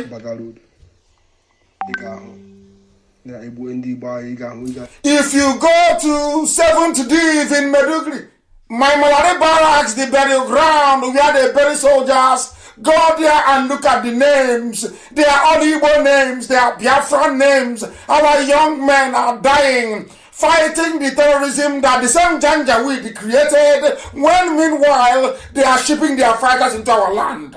And you claim you're intelligent. You claim you're smart. You claim you're Igbo. You claim you have brain. I tell you the truth. The truth. It doesn't mean I hate you. I don't. It is the truth. Igbo people think they have sense. An average Igbo idiot will tell you we are smart. In my village is called Ako. Ako and Uche, they are not the same thing. Ako means being clever. Uche means being intelligent. They are not the same thing. Cleverness and intelligence are not the same. People confuse the two. They are not the same. Ako and Uche, they are not the same thing. Ako means you're cunning. You want to cheat people. You are conniving, maneuvering to gain advantage. A very dangerous and debilitating Igbo disease. Maneuvering to gain advantage. I won't be in anything and my name won't come out. I want, as your name is being heard, I also want my name to be heard. But you are not appointed to do this work. If I'm not in the spirit, I can't do this. They had opportunities to kill me. From my arrest to taking me to DSS to going to prison to when I came out, opportunity after opportunity to kill me. They tried to kill me at Obakala Junction. If Elohim destined that I will be dead by now, I'll be dead. They have had opportunities to kill me. But some of you don't remember that, do you? You don't remember. Because you're possessed by the devil. Children of petition. All you do is you yap your rubbish. Day after day, you yap nonsense. We have destroyed the zoo. Ask them who is fighting them in Ebonyi. Who drove Fulani away from Anam? Who drove them away from Anam? Who is fighting Fulani right now, this minute in Ebonyi? Is IPOB. You want me to come out and announce everything, show you video, show you pictures, so you can use it to go and collect money from Janjaweed. Informants claiming you're offering a critique of IPOB, what they are doing. Even this broadcast we make is a problem, is irritating them. But you go and listen to your Yoruba pastor every 3 hours talking garbage. If you come back from church, you are home watching all those religious channels that doesn't add any value to your life. That's how foolish some of you are. I will tell you, is the truth. Think I'm here to massage words? In my Malare barracks in Medugri, 7th Div, Go there and you see your sons bearing Igbo names, fighting for Nigeria. They have killed all of them. And you don't know, it's a very simple trick. Take all their fighting men, put them in the army and in the police, take them to Meduguri, they kill all of them, take them to Sambisa Forest, they kill them, they now bring their own soldiers in. Knowing fully well that you have all been depleted, that your young men are dead, they now come in to take over your land. Do you understand it? It's a simple trick. It's an Alamajiri trick. A simple Fulani rules, and all of you fell for it. You are intellectuals. You said idiot will come out, write 1 or 2 paragraphs. I'm an intellectual. I'm an intellectual. Who doesn't know that what we're saying is the truth? I said, who doesn't know? You can't be like us. You can't be as popular as we are. You can never be. We are IPOB all over the world. You cannot command men. If I give an order tonight, ever we burnt down. Do you understand that? Men are waiting for command. Are you aware of that? I remember when I was abroad, I was preaching, oh, come home now, come home. And as soon as I came in 2015, I was arrested and people started to agitate for my release. They said, oh, why did he bring his trouble here? I'm an emeta. This way is not Osumabeke. If you take it up, no. You bring it down, no. I was abroad, broadcasting on Radio Biafra. They said you can't come home, and I came home. They said, why did you come home? You should go back to where you're coming from. You brought trouble here. Hey. Some of you don't know what's happening. It's an update on the invasion. Update. These are Fulani. Listen. Trooping in Ojibo, in local governments of Biafran land. Ebo is under sea. Another one. That they bought some portion of land here. And we resist them because we never sold. Of course, we resist them. We are IPOB. We resist. IPOB. We resist. We stand firm as the villagers troop out in mass to tell them that this place belongs to Biafra. And they should go and collect back their money from whoever they gave it to. IPOB in Ebonyi, fighting on 8 fronts in Ebonyi. We are in 8 locations in Ebonyi fighting Nigerian army, fighting Fulani Janjaweed, fighting the complicity and idiocy of the governor, fighting the complicity and idiocy of the politicians in Abuja, making promises. IPOB is on the ground fighting. All you want me to do is to give you every secret, tell you everything we are doing. When we fire one shot, I'll come back and I say, oh, today we fired 1 rifle in Ebonyi. Are you not foolish? You want me to tell you everything that we are doing? You think our people will follow me if we're not doing anything? Is that what you think? Is that what you think? You mask your jealousy with stupid words that come out of your useless mouth. Because you know we are whiter than white and whiter than snow. Untouchable, spotlessly clean. That is why I say to anybody anything I want to say. But you cannot say the same thing. None of them can. They cannot. Because they're all compromised. I'm not saying you shouldn't work with me, but you must be clean. Very clean. Spotlessly clean. Not one leg in the zoo, one leg in freedom fighting, one leg in resource control. Do you have a resource control anymore? That's an argument for idiots. What's resource control? Did we not force you to abandon resource control? It was IPOB. IPOB forced the taking away from resource control into freedom. Common sense and ancient adage. You know, you find answer to everything in Igbo adage. Are you aware of that? Everything is there. You're looking for resource control. We were the ones that drove you away from that rubbish into freedom. Ask you to fight for your freedom. Ebonyi is there. We are doing the best we can. We don't need your useless money, Igbo people with their useless sense. Tomorrow you tell us, come and give us account. I think once I'm giving you up to $1 billion. You don't know them all. You have no idea who they are. Look at Yoruba, they funded Amotekun. Did you hear any of them come on social media talking? Tell us, how much is that van? How much is the spare tire?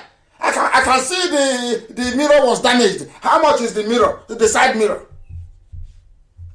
If I'm telling you, if it were to be Biafrans, or should I say Igbos, setting up a Moteku, hey, come and give us an account. That's what you hear forever and ever. Let us continue. They are hiding weapons everywhere. It is everywhere. You know, local, you know, Mwahia, where I come from. You know, local Mwahia South, the village of Oku. I know Oku very well. They have lost their ancestral land to Fulani herdsmen in Mwahia. The villagers have been battling with the traditional ruler of the place, one Martin Ugoji. Martin Ugoji, he was the one that negotiated with a so-called professor, Otunta, Yatu Munike University, to hand over our land to the Janjaweed, the Fulani, Eze Boniface, Ifani, Izuogo, Mr. Martins Ugoji. In Oku, in Olokoro, there are a lot of Olokoro people in America. Those from Oku, they are selling your land to the Janjaweed. These are the quality of traditional rulers we have. Some idiots we are making mouth talking nonsense about Obunike saying I should. They think we are fools. They think we are fools. They have sold the land, and we have all the evidence. And I sent the record. I sent the video. They sent Obido Obiano to me saying what he's saying is that I gave Obido Obiano the videos. Has he come back to me again? The answer is no. I don't talk rubbish. Anything I tell you is gospel from heaven. I am under divine mandate to secure our land, to make sure that Biafra comes in our time. And if we do our maths right, if we remain dedicated and focused, Biafra will come this year. If we remain resolute, unwavering, don't follow the enemies what they are saying. Remain focused. That attack I asked you to launch, maintain that attack. Don't deviate. Don't allow them to deviate you. They are working for Janjaweed. Don't allow them. Focus on the line of attack. Our aim is Asorok. We're not moving from there. We are not shifting from Asorok. That is our gateway. Don't move from there because it's empty. It's empty. Don't let them deceive you. If we work hard this year, I'm telling you, before God and man, Biafra will come. If we work hard, simple by working hard, what do we need to do? It's like pregnancy, they can't cover it. I want to know the most corrupt diplomat in the world in Abuja. I said the most corrupt can never support this grand deception. There is no Buhari in Asorok. As simple as that. If common sense cannot tell you that as a Nigerian, then your mom wasted time carrying you for 9 months in the stomach. Because I'm telling you, I don't know how to describe you. Our attack is also, we are not moving from there. I made my post before I came on air. Somebody said to me, oh, you're not talking about Buhari's anatomy today. I said Buhari is dead. I can't talk about him. He's a dead man. Can't you see? Are you blind? They concoct videos for you, telling you it is after Salah prayer. He talked to, are we stupid? Look at the video again. You will see the hand of a man coming from the back of the idiot that you call Buhari. Can't you see? Are you blind? Are you that foolish? Of course, some of you are. You're not black people from Africa. This OG black. How can you reason? How can you reason? You are the same thing they're doing to you now. The Janjaweed is coming. They have diverted the attention of every media house in the world away from the reality of the invasion of the South. That's what they do. When I came out of prison, about to come out of prison, instead of some people like Ohaneze, Ohaneze never sent anybody to come to prison to see me. All others did. Ikedife, our late father Ikedife, sent somebody to prison to come and see me. Not once, not 2 times. Everybody came. Ali Bodivon Foundation came. Nzukomon, they came. Ohaneze never came. They never sent any delegation to come and see me. Not one. And when I came out of respect, I went to Enugu, to the house of Onyanwood, and I told him, He was in the USA. I went 2 times to go and see him. I said, this is the situation. They are going to come. They will come. It's only a matter of time. That don't let them divide us. They are coming. I will listen to you, but you must do A, B, C. If you do it, we are secured. They couldn't do it. They couldn't. And today, are we not dying? Are we not being killed? Instead of them to come out and say, we apologize. Come and apologize to IPOB. Say, we are sorry. That's all. Is an ancient proverb where we come from. You must apologize publicly. Publicly. That we got it wrong. All of you. You will say, we got it wrong. IPOB was right. You must say it. You must say it before our people in public, that they may know we preach the truth. You must say it. They are now smuggling arms. Arms are coming in from everywhere. The Janjaweed across the Sahel are moving into the south. We are discussing it now. It goes in through one ear. It goes out of the other ear. When the slaughter begins, when the great slaughter commences, I will tell you today what the UN will tell you. All of you letter writers, writing letter. I don't know why I'm in the mood to always be giving adage, because I don't know how to say it in English language. You leave the main point and you're discussing something that's irrelevant. They have come to our land. Who are the people that have been right from day one? You are asking for who to believe or who to follow or who to support. I'm asking you, who are the people that told you that they were coming? Who are the people that prepared for their coming? Who are those fighting them? When they said that they were fighting Fulani in Ebonyi, do you think the spirit fighting them? Is it IPOB? Is it IPOB? I don't know how else to explain to people. I don't know how else to explain to them. But I know that Asrock is empty. Despite their Janjaweed, what they want to do is to divert our attention. What they want to do is very simple. If Nnamdi Kanu and IPOB continues to hammer on the fact that there is no president, they will unleash war. This thing that the Janjaweed are coming is the brainchild of El Rufai and Mama Ndaura. What they want to do is to say, if you're saying that there is nobody in Asarok, and knowing the consequences of such revelation, what we're now going to do is to instigate war. There's going to be a war. So the war will be talking about the war and not about who is in Asarok. And they know that very well. And I'm telling them that Fulani must know this today. Today's date is the 27th day of May 2020. Let me say this to the Fulani who are listening, all over the Janjaweed, all over the world.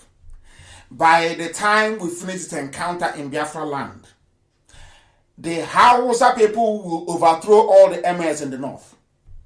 Write it down. It sounds funny now, isn't it? It sounds very ridiculous and unbelievable.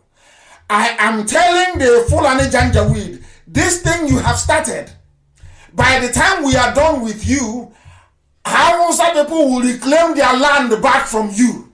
All your emirs will be driven away from Hausa land. Write it down.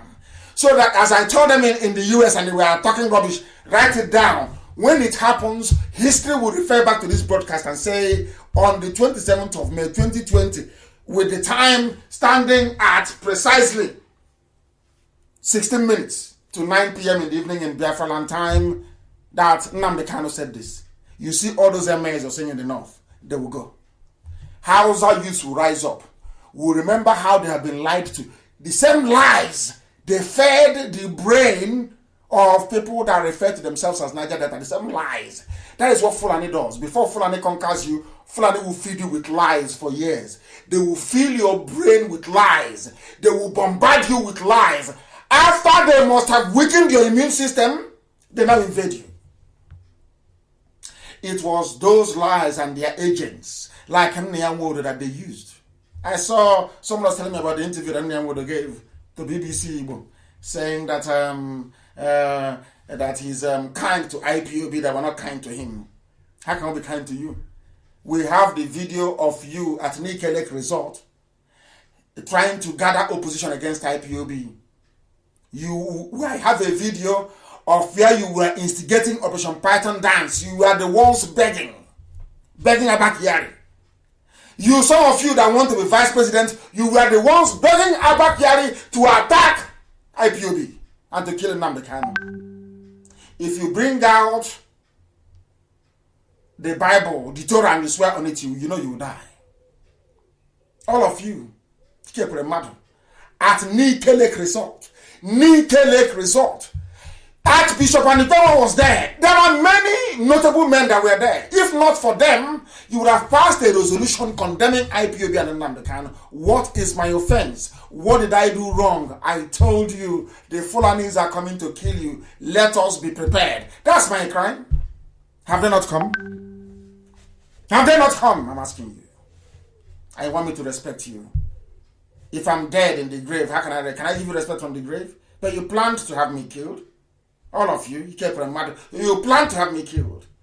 When I was in prison, some of you are running around thinking, oh, when he comes out, he will go into politics, he will help us, he will be like another dumb, stupid who was rich. As if I want money, I don't need your money. None of you sent me abroad, my father did.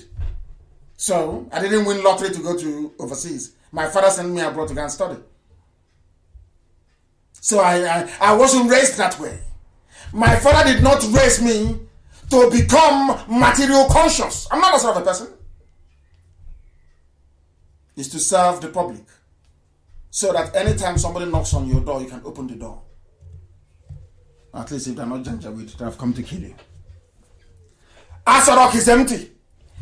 We must listen to me very carefully. If you want to see Biafra this year, all of you must go and join Twitter, you must join Facebook, you must join Instagram. We must keep bombarding them with facts and figures. We will have weakened. Elohim has done the job.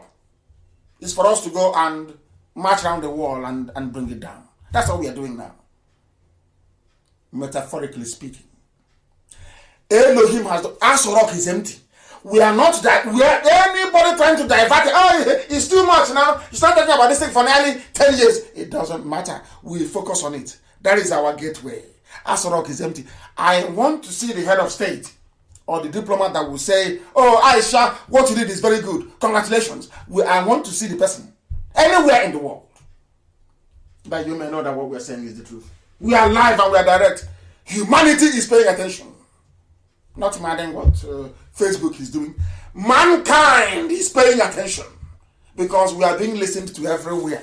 On radio, we are on apps everywhere. The world is listening. Not just on Facebook. This is 0.003% of our listeners all over the world. If I tell you, anytime I finish, the reach I have on every broadcast is over 2 million. If you don't know, that's only on Facebook, only on social media. So forget all these games they're playing, trying to dampen your spirit, trying to suppress our numbers. That is their game. We know. It's Yoruba that writing all these things for them. I know they prepare it for them. When I say Yoruba, the very bad ones, your media, not every. Of course, in Igbo land, we have good people in Igbo land. Even in Ijaw land, we have good people, very good people. Can't you go to my page and see it? Good men and women in Ijaw land. We are growing, but we grow on the truth, not by suppressing it. On that truth, all those lies they told you, Igbo man is your problem. That is what I'm exposing. I am exposing it that the world may know. The Igbo man was never your problem. It's those occupying every position in NNPC. Those running the oil, those you guide pipeline for. You're not ashamed. You're a pipeline guard for Alamachiri in the north. That's why they say Jigawa owns the oil. Who is the idiot now? Just blabbing mouth, stinking mouth all over the place. Mad people everywhere. Asorok is empty. Let's listen to a Yoruba pastor. They can't give me credit. They will, as I told you before, they always look for a Yoruba person to give the credit. Yes, that's how they are. The same way an Igbo man will, sitting down, hey, so does it mean after all these things, hey, people will say, they can't make it possible. Why not me? Instead of that, let me destroy everything. That is one dangerous, very evil and dangerous threat you have in an Igbo man. So everybody has their own fault, too. Everybody. And it's our duty here to highlight it. If you know the what I have done, you tell me. Not empty allegation, substantive. Substantiate what you're saying. Let us listen to what they have to say about when I warned you that Jubril is in charge. Let's listen to a Yoruba man. I'm sure some of you pay every week. You give him money to maintain a very lavish lifestyle. This is where you pay your tithe. So you listen to him. At least Igbos will listen because it's Yoruba. They will prefer to listen to an outsider than their own. That's how they are. That's how they are wired. Let me play it for you so you listen. It's an old clip. But listen to it because you learn from it. Listen. Listen very, very carefully. Listen. This disturbing information Listen. came from the Nation's newspaper of Tuesday, November 27, 2018. Listen. Written by one of Olatunji exploded with authoritative assertions, he said. Olatunji Dare, listen, follow this thing very carefully, please. This is Oyedepo, I'm sure it is, explaining about Jubril in Asorok. He never gave me credit. I don't need it. Heaven knows I don't need it. I told you, the reason why I'm playing this, I told you only 2 weeks ago that the reason why the Yoruba media, they know the truth, they don't want to publish it is because they don't want to hear tomorrow that, oh, it came from a Biafran, it came from an Igbo man, it was Nnamdi Kanu. No! If my name was Lan Reshitu, it will be a different game. I want to prove it to you. That's why I'm playing this. So listen very carefully, please. Listen before they say I'm prejudiced. I don't like some people. I do. But I hate bad behavior. I can't stand it. Because I'm clean. Listen. Claiming, among others, that President Buhari had died in the UK in 2017 where he was undergoing medical treatment. From London, not from Nnamdi Kanu. As soon as they brought that nonsense back, I told them that thing there in Asorok, from my father's compound, I said it, that thing in Asorok is not Buhari. I said it in 2017. He is referring to an article written in 2018, loaded with authoritative facts. Hey, Elohim Narotito. Let's listen. How? Listen. That the entrenched Kaaba in Asorok had procured a Buhari double in Sudan and pressed him into service as Nigeria's president. Yes. What? The representative of the Jubril family, that is supposed to, having discovered the gigantic swindle, suddenly showed up in Abuja the other day and demanded to be compensated with a power-sharing arrangement at the federal level in perpetuity. Perpetuity. Plus 50% of Nigerians' oil revenues for 10 years in the first instance. Now, that was on the back page of the Nation's of Tuesday, 27th of November. Tuesday, 27th of November, go and find it. Back page of Nation newspaper. Find it. It was in 2018. 2018. Listen. This is Oyedepo. I'm sure Igbos will now listen. Because it's not Nnamdi Kanu speaking. So they will listen. You know, that's how we are. They will listen now.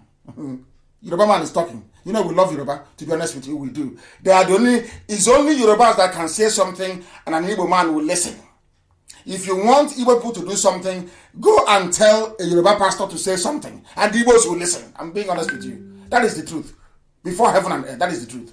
If you want Igbos to listen to anything, go and tell a Yoruba pastor. Winners redeem. Any of them, if once they say it, it becomes gospel. That's how we are as a race. Let's try and listen more. That, and I quote, failing these, they would tell their story to the whole world. Blackmail from the Jubilee family. It further stated that the Nigerian authorities have entered into frantic negotiations with Jubilee's family to head off what is sure to be the world's dirtiest and worst kept secret, he said. Are you listening? Dirtiest and worst kept. That is why I'm telling you, Asorok, don't let them distract your attention. They write all manner of rubbish. They concoct all nonsense. Do you know that somebody that said that he's a Biafran, I was doing Biafra with, in America, went and was photoshopping the pictures of our mothers in Anambra, saying that they had rejected IPOB and me. Somebody who's an intellectual, so to speak, in America. That's how we are. This is Oyedepo telling you, I want this thing, I want this publication found. Go and find it and read it. Yoruba journalists listened to what I said, one of those with conscience, and wrote it in a detailed manner. I was the one that told you this man is from Sudan. I gave you his name. Now that Yoruba has written it, now it is now acceptable. The same thing Niyamwood and World Igbo Congress did. Have I not forgiven them? I've forgiven World Igbo Congress. That's what I'm asking you to go and affiliate with them. Every group should affiliate with them. Let them get this work done. Are you hearing it? Let me start from the beginning once so you understand it. I want it found. I want this publication found now, please. I want it found. I want it found. This disturbing information. Listen, disturbing information came from the Nation's newspaper of Tuesday, November 27, 2018. November 27, 20 what again? Let us get that. I want us to get it right. I want us to get it right. I'm now behaving like I'm now pausing and moving forward like Simon. I'm now playing video, moving it.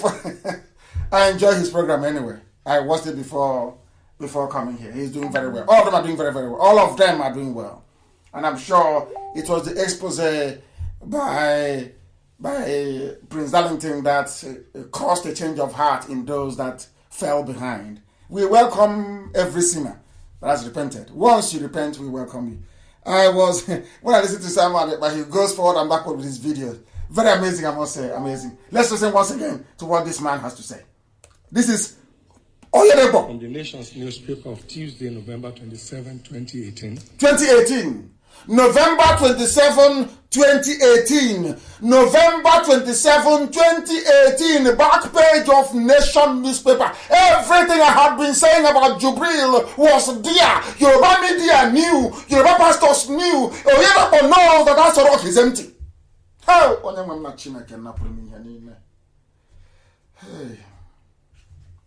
They know Asorok is empty. Asorok is empty. It's empty. November 27. Even Tinubu's newspaper, they know. Please hurry up and get it home before they ask Google to delete it. Get it this night before they ask Google to delete it. Gospel from heaven. Like I'm under divine, as long as I'm behind this man, I am under divine instruction from heaven. Divine. That is why I can never deviate. That is why I can never, my enemy is not there, I cannot compromise. That's why they're talking rubbish. I cannot. I can never compromise. It doesn't matter what you do. It doesn't matter what you say. Anything you do, I can never wait. I can never, ever stop until Biafra is restored. Never. Those that know me, they know. Those that died in my compound, they know why they died. They died that I can continue, that Biafra will come. That was why they sacrificed their lives, that I may continue until Biafra is restored. And they know that we will do it. By the grace of Elohim, not by any. I'm a man, I don't have any strength, I have no energy, I have nothing. Only Elohim, God in heaven, can do it. I know that for sure. And you know that the God we worship is a marvelous God. He looks into your heart. Once your heart is clean and pure, anything you ask for will be given to you. All these things that's happening is just simple prayers. That's all. Simple prayers. Let's continue. Let us continue. And to prove that what Oyedebo just said is correct, the Nigeria Air Force came out and said, we are loyal to Buhari. Have you heard of such nonsense before? During all these so-called democratic dispensation from 1999 under Obasanjo, under Yaradua, under Jonathan, under even when Buhari was alive, how can the Air Force come out and say we are loyal to our own head of state? It is a given. It's in the Constitution. You have to be loyal. Are you now following? Are you now following? They said we are loyal. I couldn't believe it when I read it. We are loyal to Buhari. How can you be? And in the picture, they showed the back of a man, not his face. Now they are very far. Somebody saw that thing on Saturday and said, this is Buhari. I said to them, you are insane. How can this be Buhari? An 80-year-old man. Are you blind? Go and look at every 80-year-old in your village. Look at the pictures they're telling you is Buhari. Does he look 80 years old? A man with kidney failure. A man that had part of his brain removed. He had a brain tumor behind his ears. How can that? You people, I don't know, Zook. Hey, this UG black people. Black people. Who did these things to you? Who cursed you? Who did this to you? Very, very sad indeed. Extremely sad, I'm telling you. But I must preach the truth. It doesn't matter what they do. It doesn't matter what Facebook does. Nigeria Chief of Air Staff, Air Marshal Abubakar Siddiq, has said that the Air Force is loyal to President Muhammadu Buhari. Why would they say they are loyal to him if the administration is not in trouble? Simple, come on. Hi, give me a common sense. Common sense. Why would the Air Force come out to say they are loyal to a president if that president is not under threat from somewhere? Do you understand it? Do you now understand it? It is the spirit of our fathers they killed in the battlefield, of our sons and our daughters that they starved to death. That was why Elohim said, I will destroy Nigeria for your sake. If your hands are clean, after our atonement in Malaysia, Elohim said, if you keep your hands clean, if you don't compromise, I will give you Biafra. I will destroy your enemies. Before your eyes, I will destroy them. And it's happening today. The Elohim is in charge. In heaven is in charge. The zoo is gone. That is why Air Force is saying, oh, we are loyal to Buhari. Why would you be loyal to your head of state, your commander-in-chief, that the constitution says you must be loyal to anyway? Why must you assert that you're loyal to him? Is because the world is now telling Aisha, you are in trouble. Aisha, you are in trouble. They have told Gambari, you are in trouble. They are not saying we are loyal to Buhari. You think they don't know what we are doing? Their greatest nightmare is Nnamdi Kanu and his IPOB. I say IPOB doesn't belong to me, it belongs to God in heaven. But I lead them with pride, I'm telling you. The very finest people on the face of the earth you can ever lead. We have nothing, but yet we move mountains. Mound we do. Any enemy we confront is decimated beyond recognition. Beyond recognition. That's how formidable we are. Because our hands are clean. Our hands are clean. Our hands are clean. And will always be. Will always be. They now know Buhari never transferred presidential power to Abaka. Are you listening to what is happening in the zoo? There is infighting. They are fighting themselves. They can no longer contain themselves anymore. A woman is now in charge.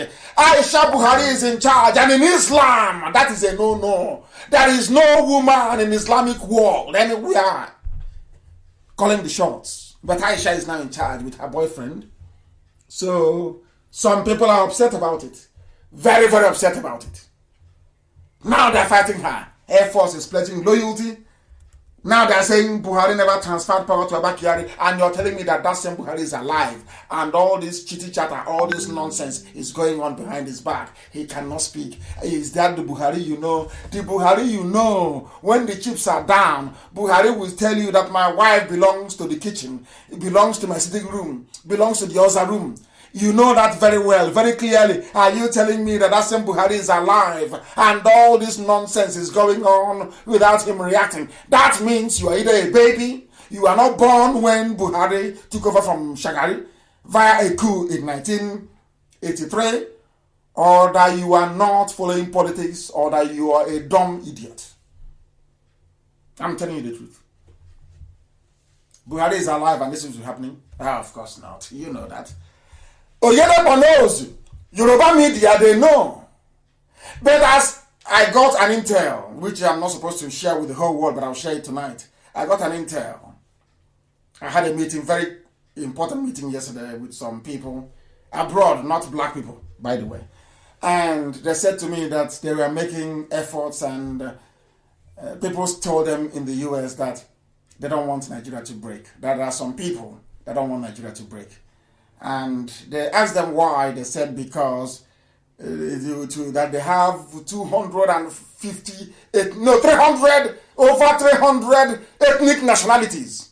And then it struck me. That's what they always do. Do you see? Ahoda is an ethnic nationality. Ahoda that is Igbo is ethnic nationality. Ikwe is ethnic nationality, which is Igbo. They say Ibibio is, which is of course the closest relative to the Igbo people. They don't want to tell the world that what you have are in essence 4 core blocks of people. They tell them instead you have 300. So American politicians are panicking and say, they're diplomats, not their politicians, and say, oh my goodness, if you try to break down, there will be war in 330 places. Understand the trick. There is that same blackmail.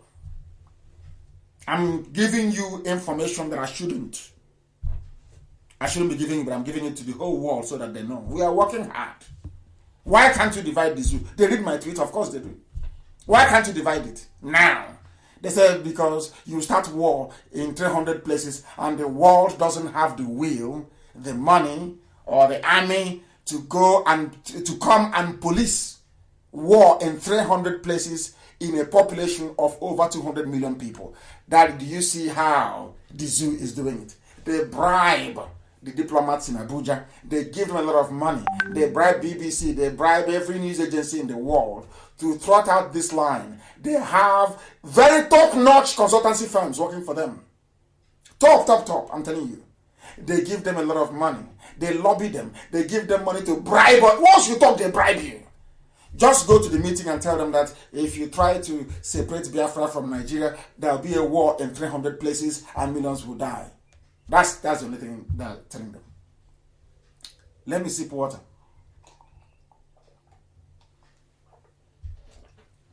Now there is fighting in Asorok. Buhari never transferred power to Abba Kyari, and in all of the I want you to reason this way. In all of this nonsense, armed forces pledge loyalty to Buhari. Buhari never transferred power to. Why would Abba Kyari be mentioned when there is a vice president? Have you ever asked yourself that question? Why would they even mention Abba Kyari when the vice president is there, supposedly alive, supposedly relevant? He's a Yoruba man. And I'm asking myself, why all this debate about did Abba Kyari did Buhari, of course, Jubril, give power to Abba Kyari or not? Where is the vice president as constitutionally stipulated? Where? I hope it's now becoming a little bit clearer, isn't it? I told you, we dissect the zoo. We dissect the zoo with facts and with figures. So to engage your brain, I want you to ask any Alamajiri anywhere in the world, is it possible those that actually managed this evening that can spell cat? For those of them who are listening, C-A-T is cat. It's called, in alphabet it's called C, but it's pronounced K. So I'm teaching them. So by Sunday, they'll be able to acquire some brain to teach them this. I'm asking, if everything is well inside Asorok, why would there be a debate as to who transferred power to who when there is a vice president that power should go to automatically should anything happen to the president? Simple, common sense. Common sense. Zoo used tissue paper. Garba Shehu reacts.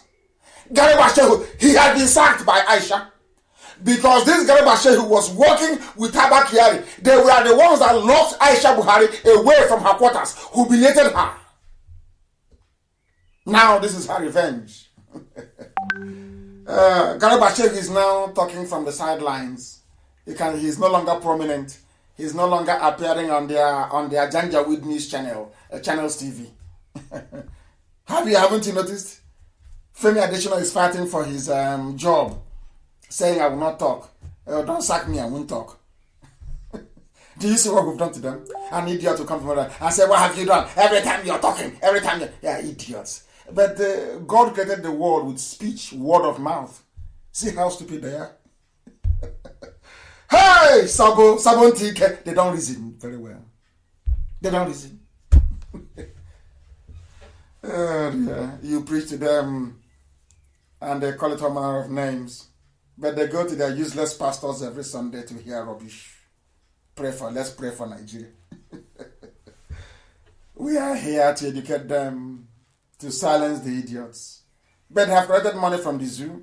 You can't silence them. They must speak. They must justify the money that they're receiving. They must. Transfer of power.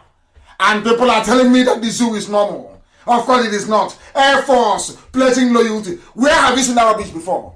US Air Force pledging loyalty to Trump. That is rubbish. That tells us something is wrong. That is a power tussle. That is what we are taught when we are small, as babies, when they used to tell us about folklore.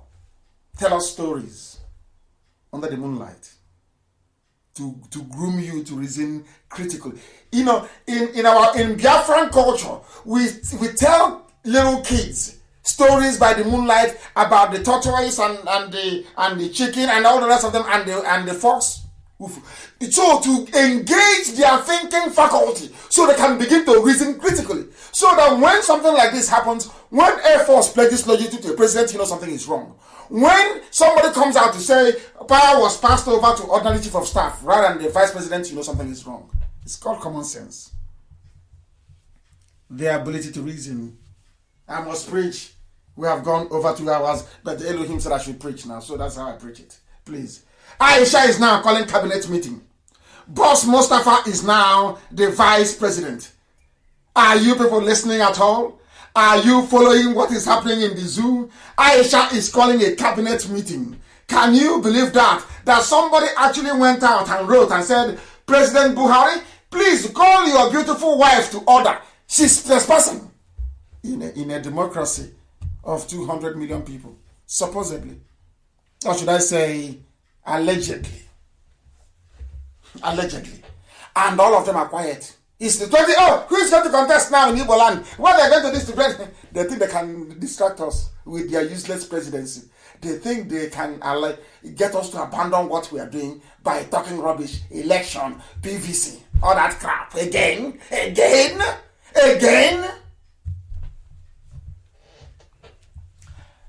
It has never been the duty of a First Lady of the Federal Republic of Nigeria to call a meeting of political stakeholders, which includes the Vice President and the Army Chief of Staff, into a meeting to discuss national issues. Is it clear now?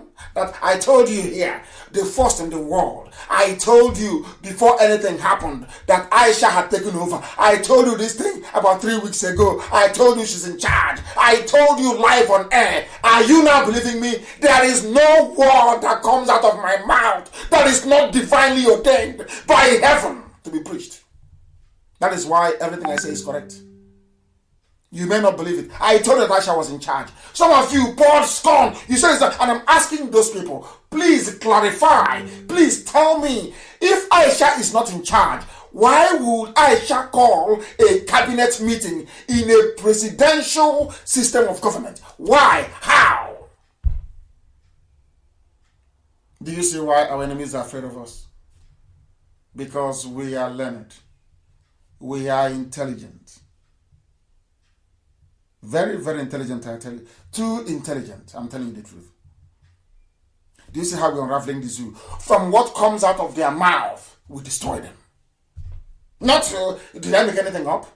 So, what he's saying all the time, every time, he's obsessed with Buhari, and he's obsessed with I'm telling you the truth. And he's here, and somebody is writing, President Buhari should please call his beautiful wife to order for trespassing. And I'm asking, the same man that said that Aisha should not answer a first lady, the same man that said the office of the first lady doesn't exist, the same man that said Aisha belongs to Zarum.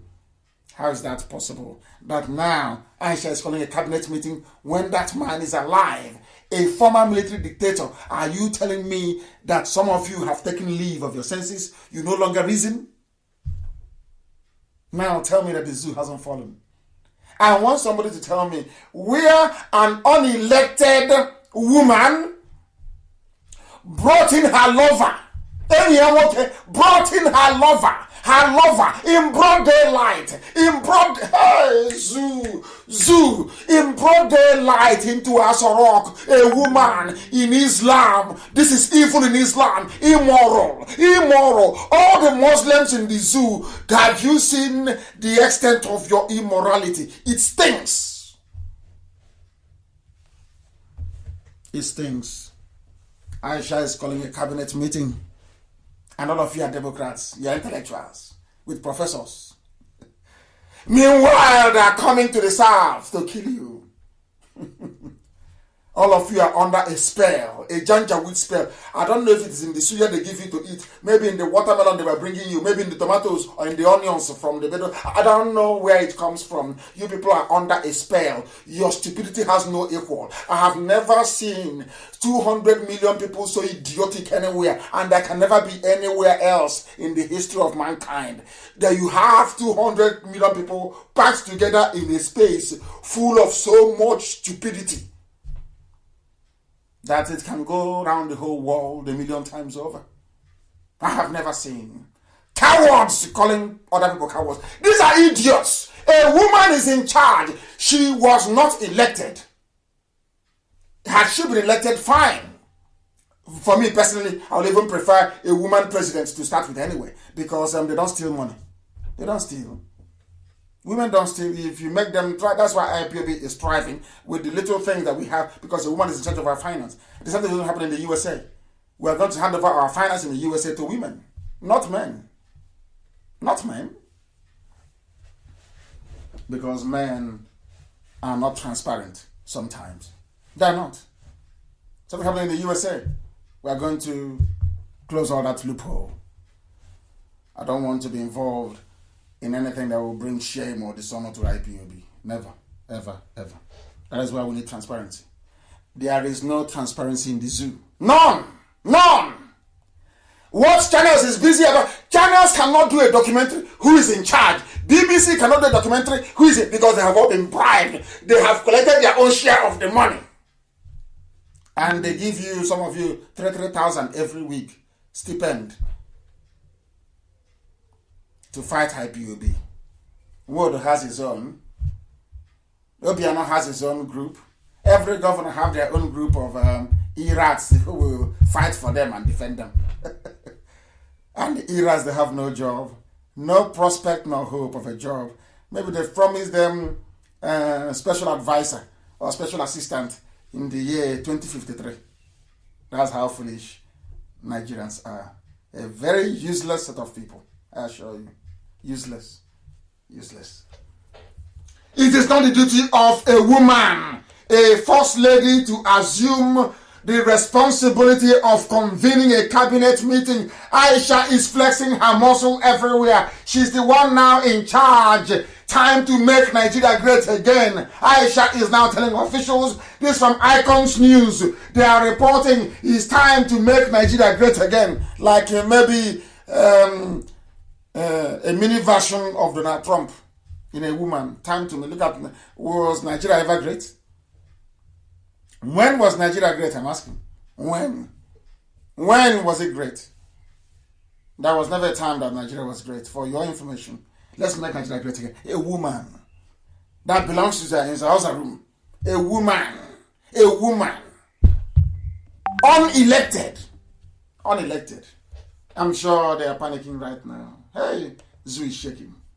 I'm taking you through a sequence, line by line, what has been happening in the zoo to buttress the fact that there is no president. There is no vice president. Aso Rock is empty. It is absolutely empty. There is nobody there. It's empty. Empty.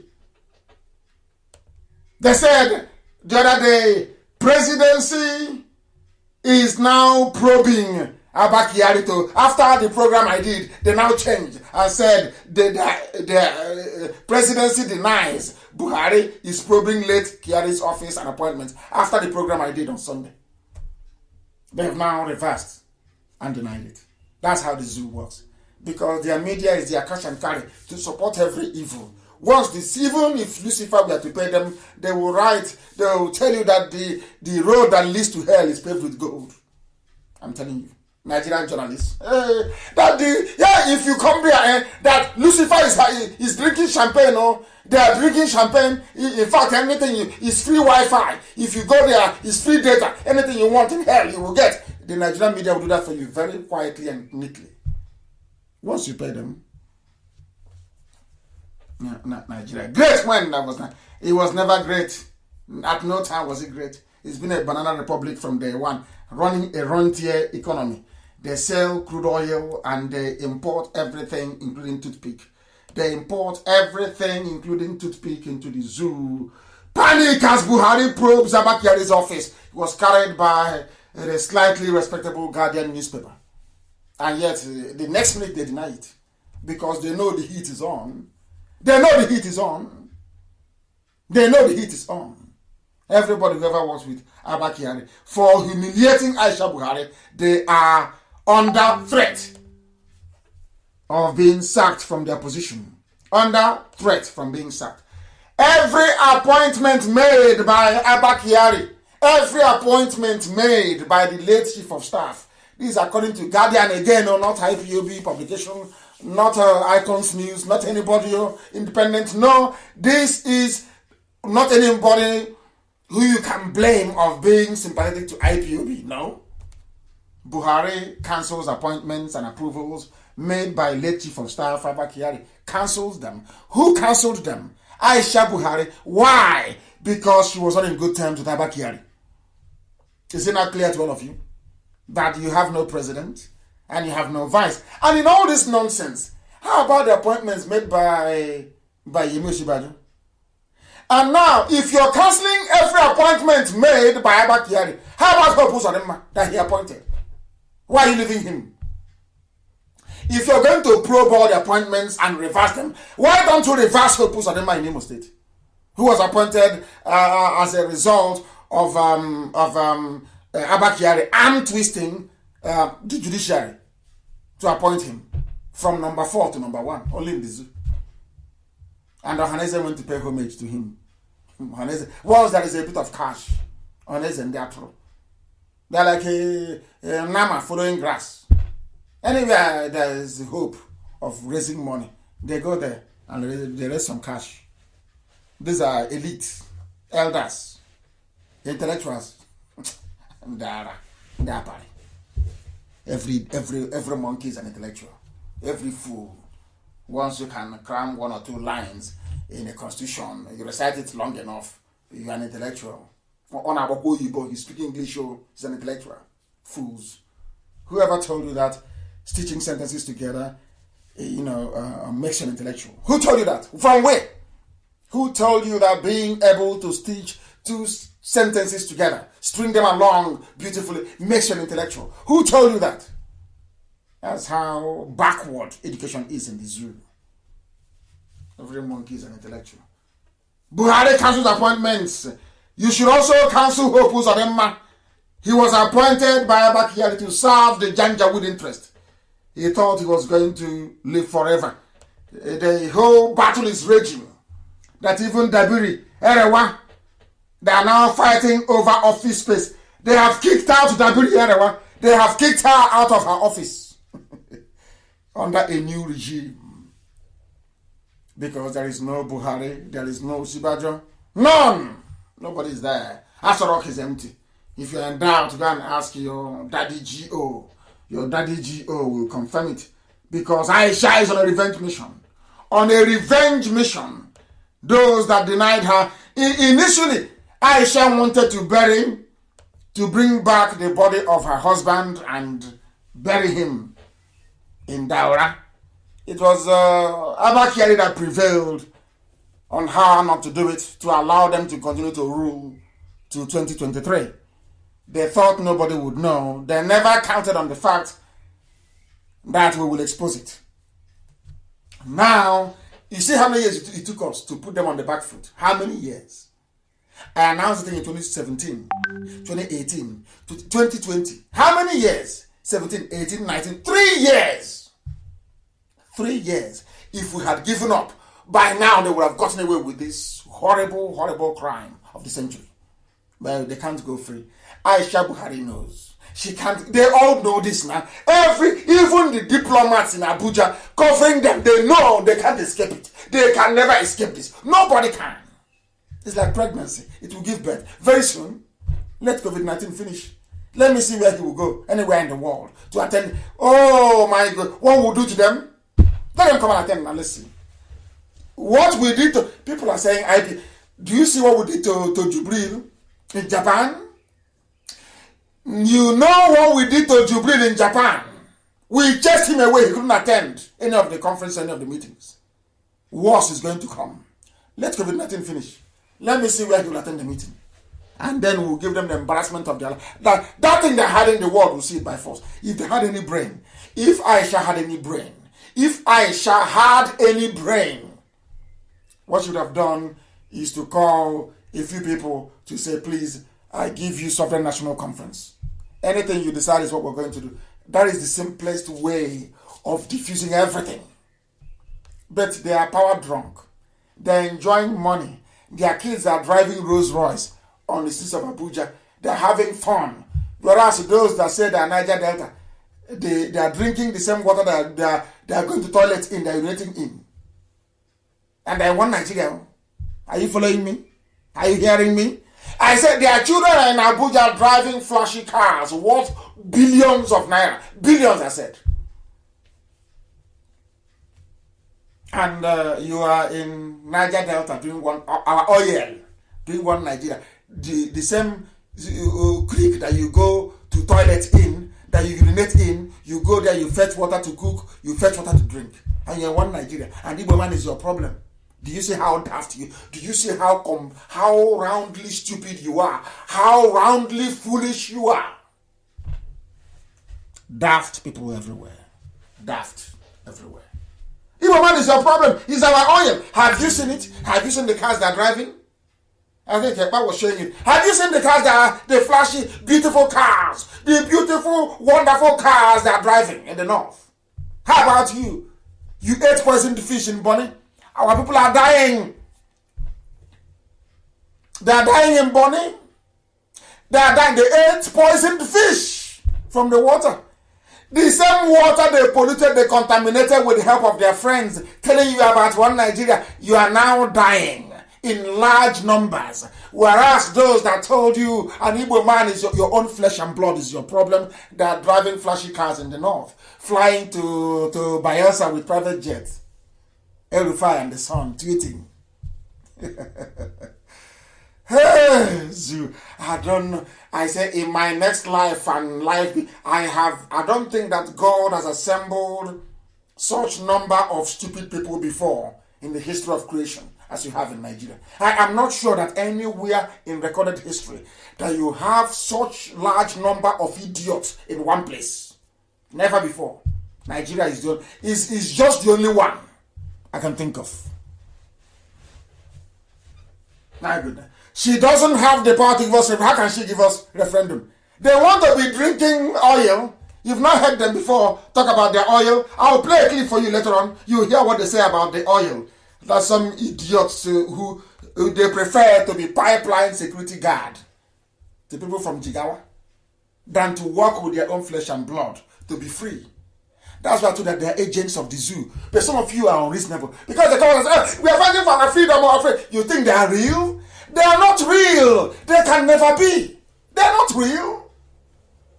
These are agents of the zoo. They are working for the janjaweed. They are agents of the zoo. You don't know that? They are playing with your brain. They know you know nothing. You see them, they'll be talking. You think that they are not normal. They are agents of the zoo. Once after doing this program now, they'll go and take permission and say, oh, allow me to respond now. Please, allow me to respond to him. Allow me to respond to him. That's what they will say. Allow me to respond to him. Oh, news is coming in everywhere. Hey, there's even one. Brad sent it to me, December 5th, 2018. Hey, Buhari's double. A postscript. Buhari's double. They know, Yoruba media, they know that Aso Rock is empty. Yoruba media, they know. After Obasanjo knows. Atiku knows that Buhari is dead. That is how evil they are. That is how satanic they are. All they are interested is oil. Hey, if we allow them, if we expose this secret to Nigeria, will break up and our oil will go. All those, they are emergency millionaires, they'll become paupers overnight. Overnight. I think it is ridiculous for somebody to say that Buhari is dead. Can you do such nonsense? Somebody is in the zoo. I think it is ridiculous. Can you believe how idiotic some people can be? And I keep asking them, you all have forgotten the hole in the neck. Do you think I'll forget? No, of course not. I'll tweet it tomorrow again. You think I'll forget? No. How about the hole? So the hole has disappeared? The hole in the neck is not there anymore? And you claim you're intelligent, you went to school.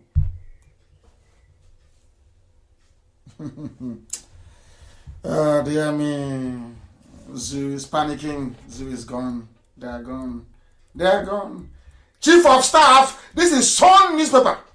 Screaming headline. Chief of Staff, Secretary to the government on warpath. Labour vows shut down if he returns. Have you not read it? How can you have a president or a vice and ordinary chief of staff appointed newly and the secretary to the government who is doing the job of Osibajo are on a warpath? Are you people that dumb? Are you that foolish? Are your brains blocked? Or is it the way I'm saying it? Am I not communicating very well? Are you not understanding my English? Is my English not ordinary enough for you to understand? I'm asking you again, if the president is there, why would a newly appointed chief of staff be fighting or be on a warpath with the secretary to the government? The oil people. Oil is our oil. You want our oil? Those are the agents of the zoo. Anybody who comes to you and says Niger Delta this, Niger Delta that is an agent of the zoo. Is an agent of the zoo and cannot accomplish anything. They know it's impossible. They know that Biafra is possible. Niger Delta rubbish is impossible. Impossible.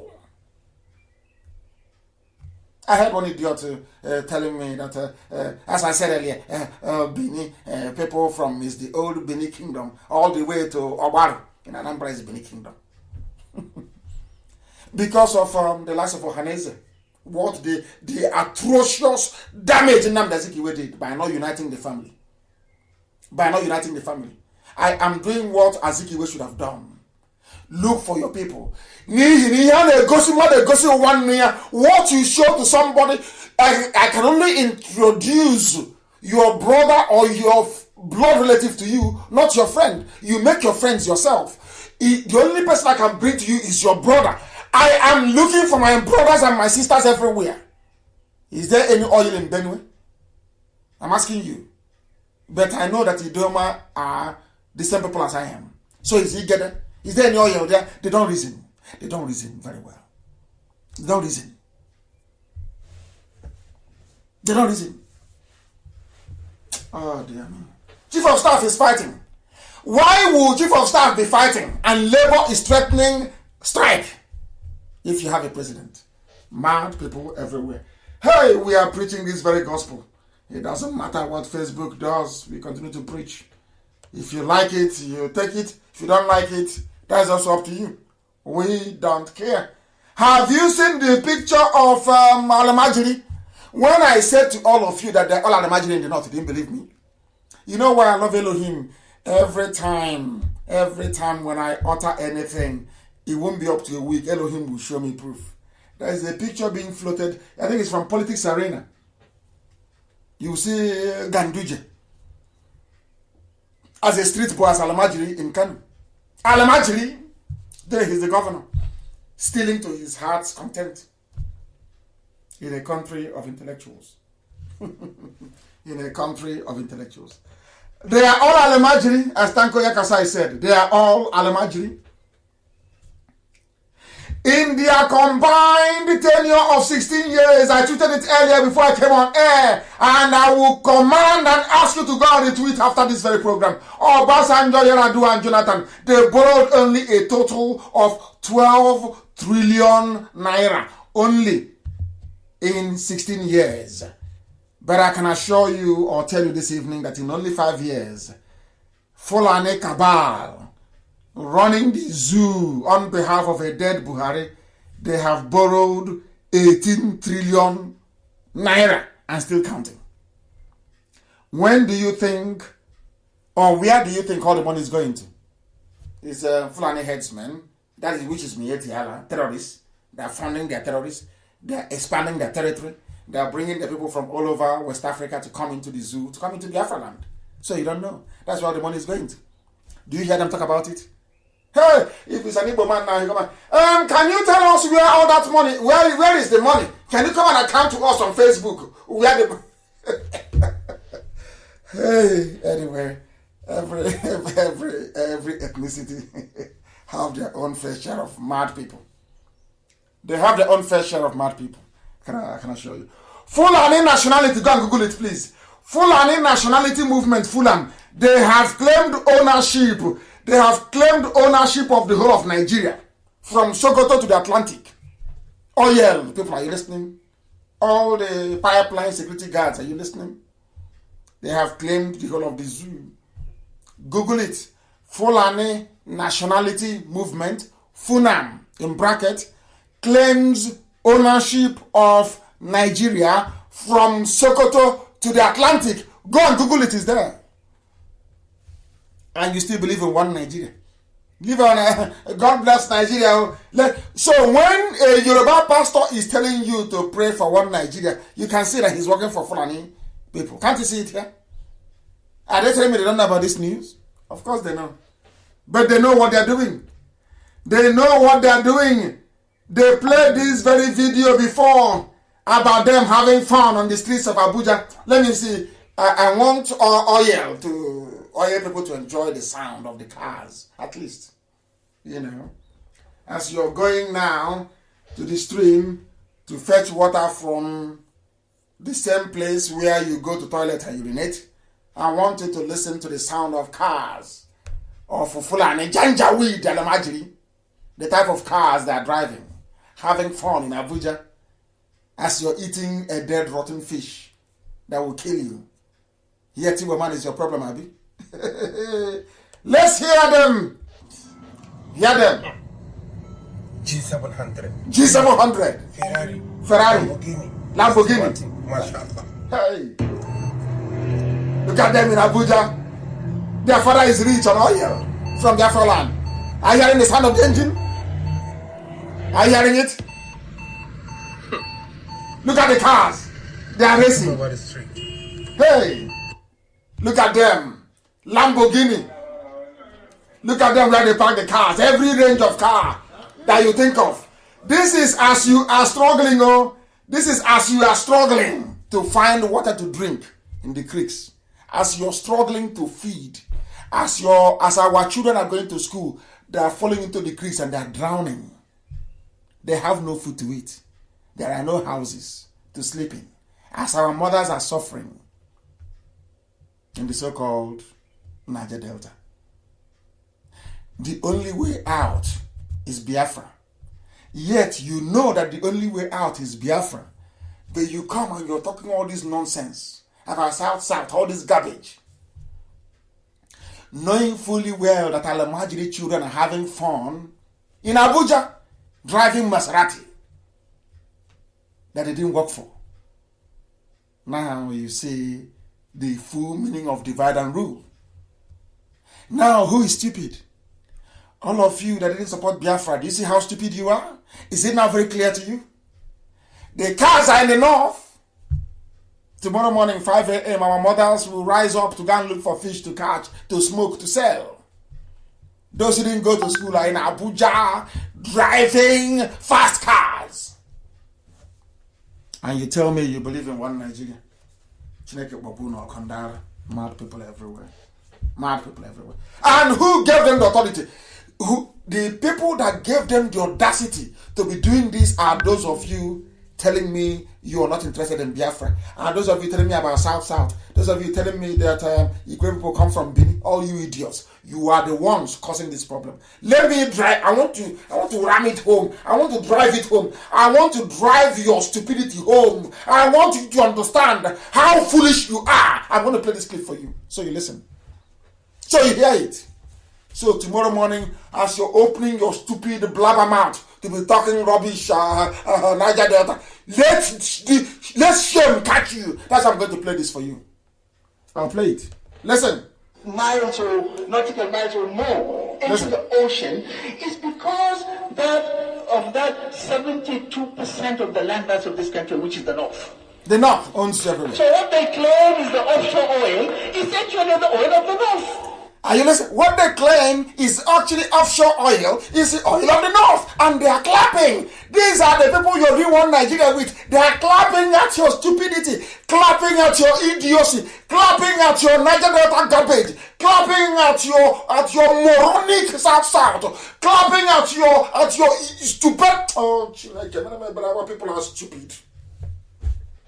So stupid. So stupid. So stupid.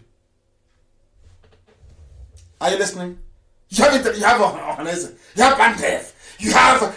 Are you working with the politicians? Who is the top politician? You are telling me to work with those appointed by Alamajiri? You think I'm stupid? You think if you say it, I will run to my death? Who are these people appointed by the North? Is that what you think? Do you see how they're saying the North? They never said Northeast. They never said North. It's only Nigeria doesn't have any North. It's only when they come together. Can you hear the man? All of you saying South, are you listening? All of you saying Nigeria, are you listening to this man? He is saying the North. He knows there is strength in unity and in numbers. Do you understand it? Do you understand it? Some will remain in the zoo because they were fathered by Fulani. Alamajiri blood is in them. I've told you this before. No genuine Biafran will say they don't want Biafra. Nobody on this earth. Because we are born with freedom inside us. That's who we are. They go all over the world.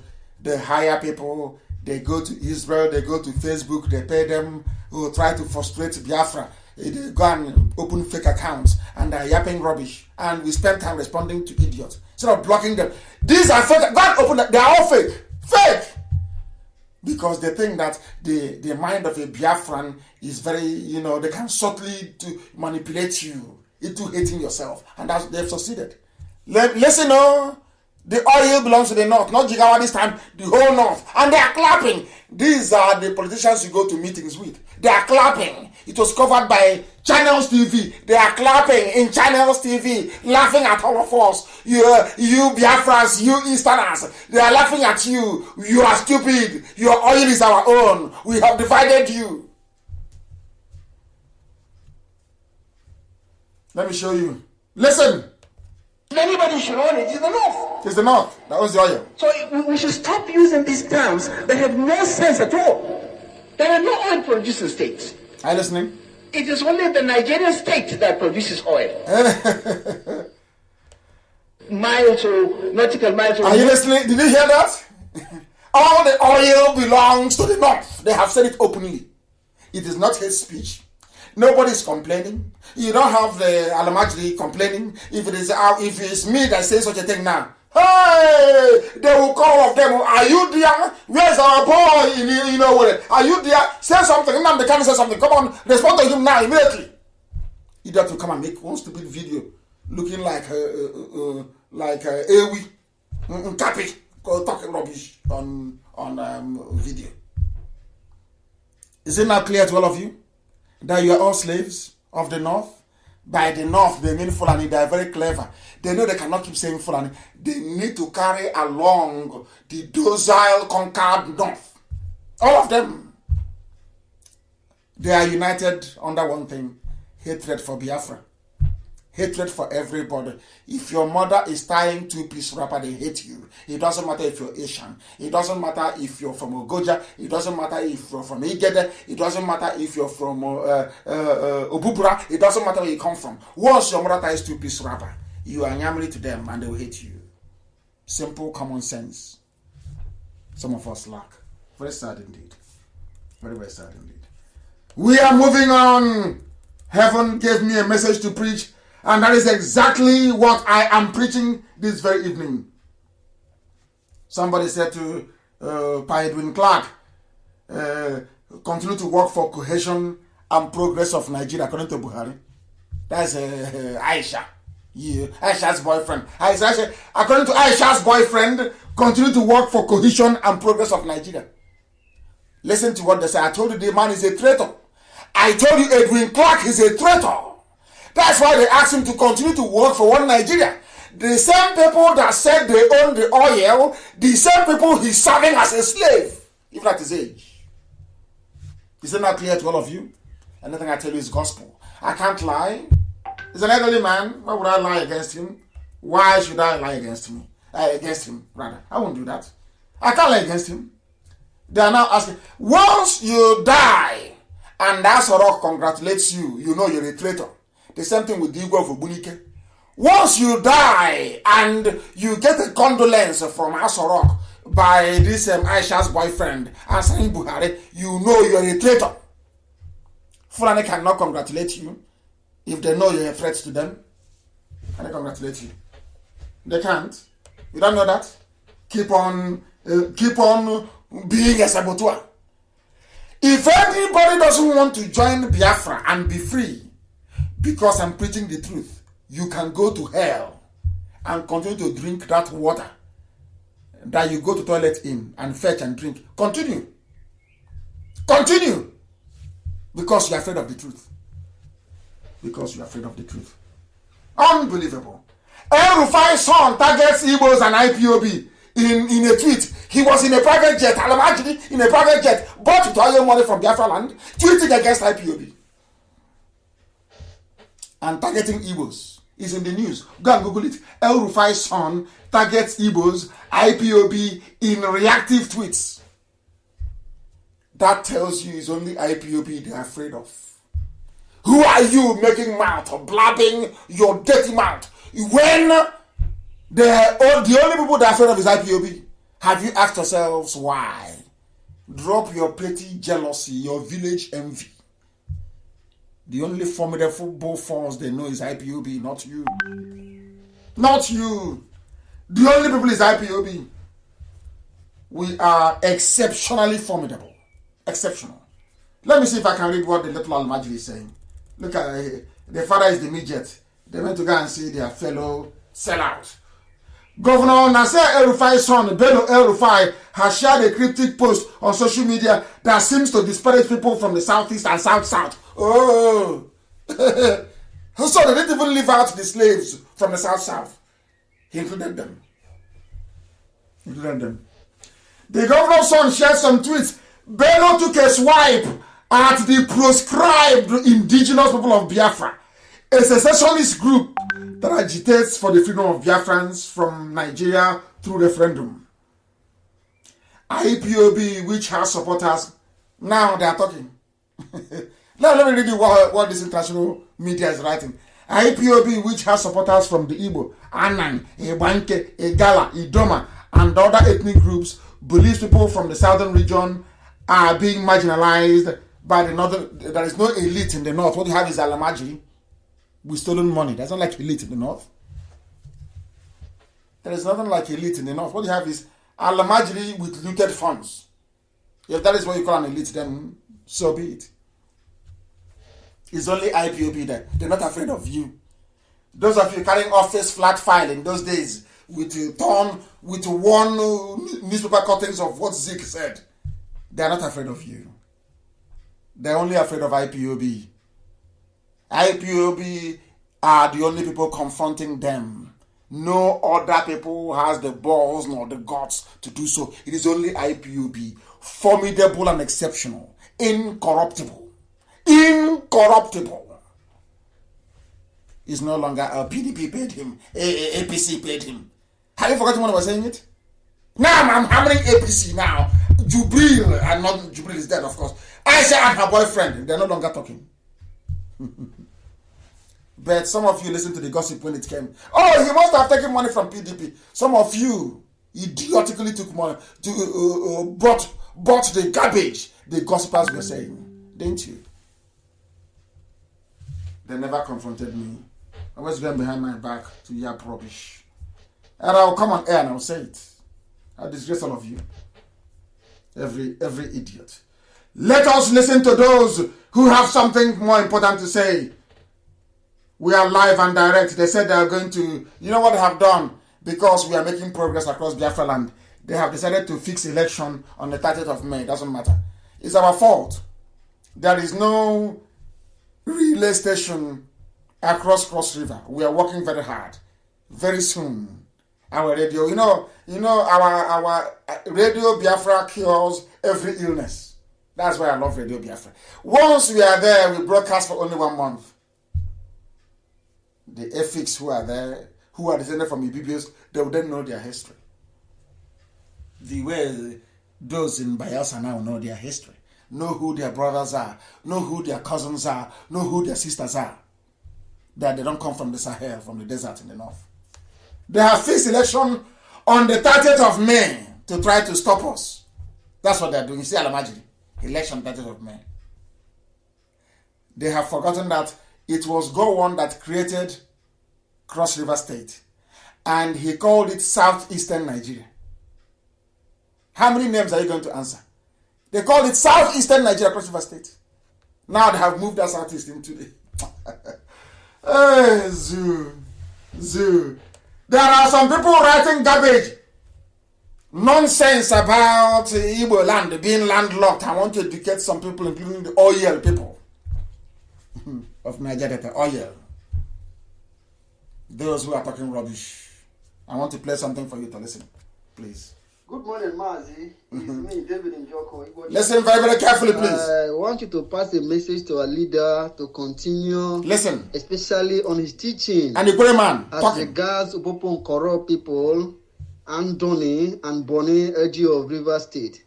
This local government, especially Andoni Opopo and Boni, speaks Igbo dialect up to date. This is an Igbo man. This is an Igbo man, of course. He's an Ikwere man. Ikwere man is now giving us history. Ikwere, he's an Igbo man, of course. He's now giving us history. To let every fool know that Igbo land is not landlocked. To let you know. I didn't want to say it is coming from the mouth of an Ikwere man. Listen very carefully. While Andoni speak a combination of Igbo and Ibibio dialect, which they call Obolo. Are you being educated? Obolo is a mixture of Igbo and Ibibio dialect. A mixture. Are you now following? That your dialect doesn't mean you're a different person. In Ibek, we speak a different dialect from my cousins in Ohoho that speaks a different dialect from those in Olokoro. Olokoro is different from Obaka. Obaka is different from Usurimo. Usurimo is different, even more related to Ivrimbis and Ongwa. It doesn't mean we are different nationalities. What is wrong with some people? Which school did you people go to? All you people bringing all these useless categorizations about our dialect and our language. Once your dialect changes, somehow you're a different person. In the Arab world, the Arabic spoken in Kuwait is not the same thing in Saudi Arabia. It's not the same. Written is the same, but it's not the same. In the UK, the English, the dialect, the accent of somebody from London, Cockney is different from somebody from Anglia, from East Anglia, from Ipswich, and from Colchester. But they're all English. If a Scouser speaks from Liverpool, you cannot hear them. You can't understand their English. When they make movies, there is a subtitle in America so that Americans can understand what they're saying. But they're English. They are Englanders. Are you following? Slight variation in your accent, slight variation in your dialect doesn't mean you're different. So because the dialect of the people in Opobo is slightly different, that is why they are not Igbo. Let me educate, not me. This is an Equatorial man educating you. Please listen very carefully. What surprised me is times, even up to this stage, that the Joe will say this area are their land. But if we are a land... It's not a Joe. He's telling you. Equatorial man is telling you now. Equatorial man is now telling us, teaching us geography. It's not a Joe land. Listen carefully, please. Because we know what the Fulanis did after the war to divide us. We know what they did. And as I've said before, I know what Melford Okido told me personally. The MPN governor of Rivers State. I met him in London, in his house, in 1998, 1999, if I'm not mistaken. I know what he told me. That day, as we were going, he gave us transport money, I'll never forget. The former governor of Rivers State, Melford Okido, the former governor, who was actually, as a matter of fact, even an Igbo man, Okido. Who doesn't know he's an Igbo man? Let's continue. Let's continue. Why do they speak Igbo within this axis? So he should capitalize and continue to preach that this area, which is Opopo, Nkoro, Andoni, and Boni, are Igbo-speaking territories and should be known as that. So that should there be any sabotage from a jaw axis, this area mentioned gives us direct access to the sea because they are Igbo territory and should not be in that because up to date, they still speak Igbo. As I talk with you, the person from Opopo speaks Igbo. The person from Boni speaks Igbo. And that of Andoni is a combination of both Igbo and the Ibibio dialect. So I don't see that this area should be called a Ijo territory at all. I don't care because we're all one people. We're all one. I'm not trying to cast in a spell. We're all one people. Ijo, Igbo, one. One people. One people. People should stop allowing themselves to be used by the Fulani against your own people. Against your own people. Don't be allowing yourselves to be used. Given what has been said this evening, that even Opobo, I have always known that. Andoni, all they are Igbo people. Now, I want to know who is Pandef representing. I'm advising Pandef to either dissolve or change their name.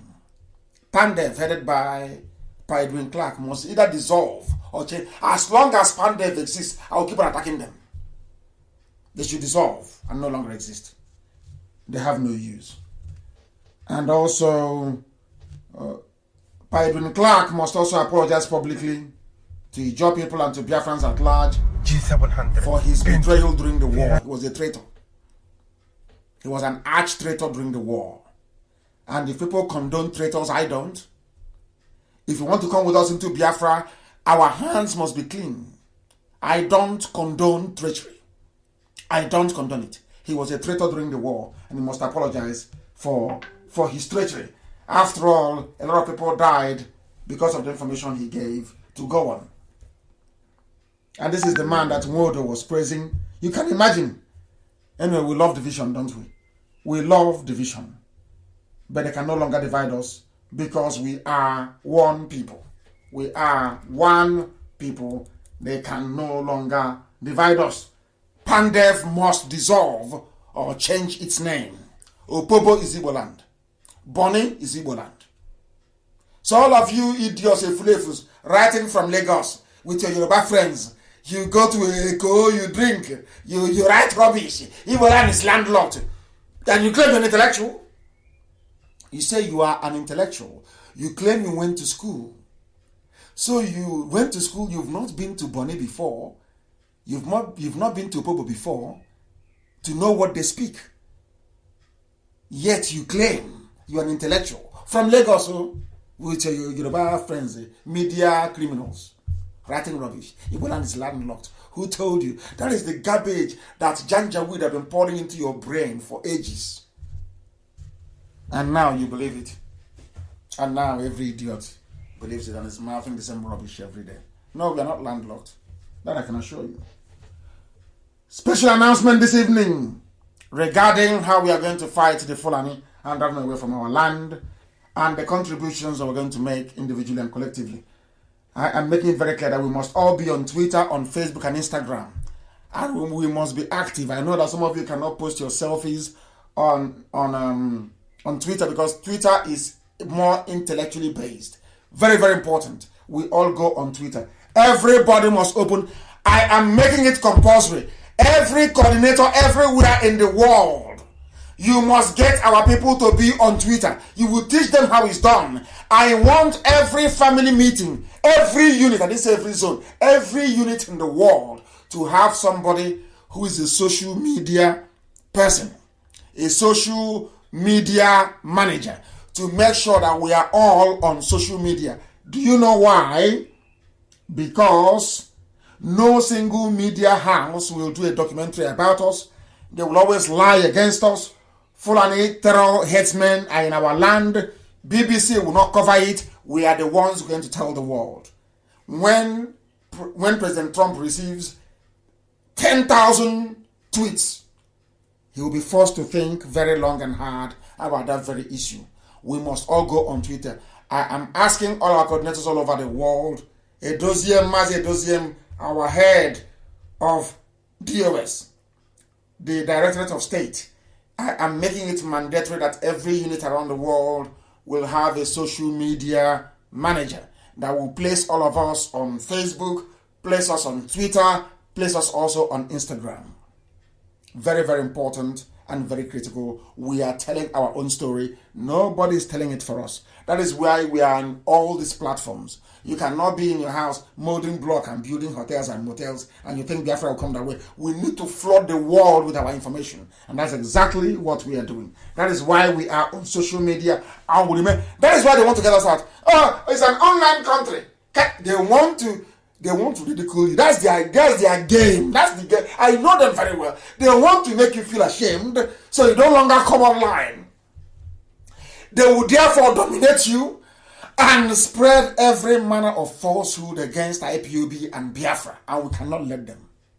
Very simple. They think we are not smart. We are very smart, and we know. We are remaining on Facebook. We are going on Twitter. We are going on Instagram. Every social media platform, we are the ones telling our story. Pandev, what is Pandev? It has no meaning. If they feel it has a meaning, give me an indigenous name that binds all of you together if it's not Biafra. No, it's called Morocco. Give me an indigenous name.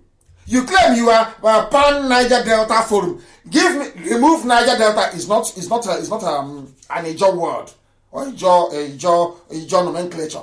Give me a word that binds somebody from Bini with somebody from Ogoja. Name it and give me one word. I know in the west is Yoruba or Ududua. I know in the north it is Awusa Fulani. Give me one word that binds the so-called South together. Name one local word that binds if it's not Biafra. Now you understand, don't you? Now you understand how we collapse the zoo. Reason and intelligence. That's all. If Pandef is to exist, give me a local name. Give me a local name that defines who you are. Because there is none.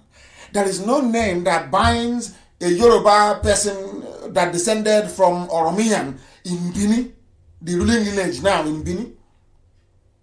Or in Igodomigodo. There is nobody that comes from that particular lineage of the current Oba in Bini. How are you related to somebody from Ogoja?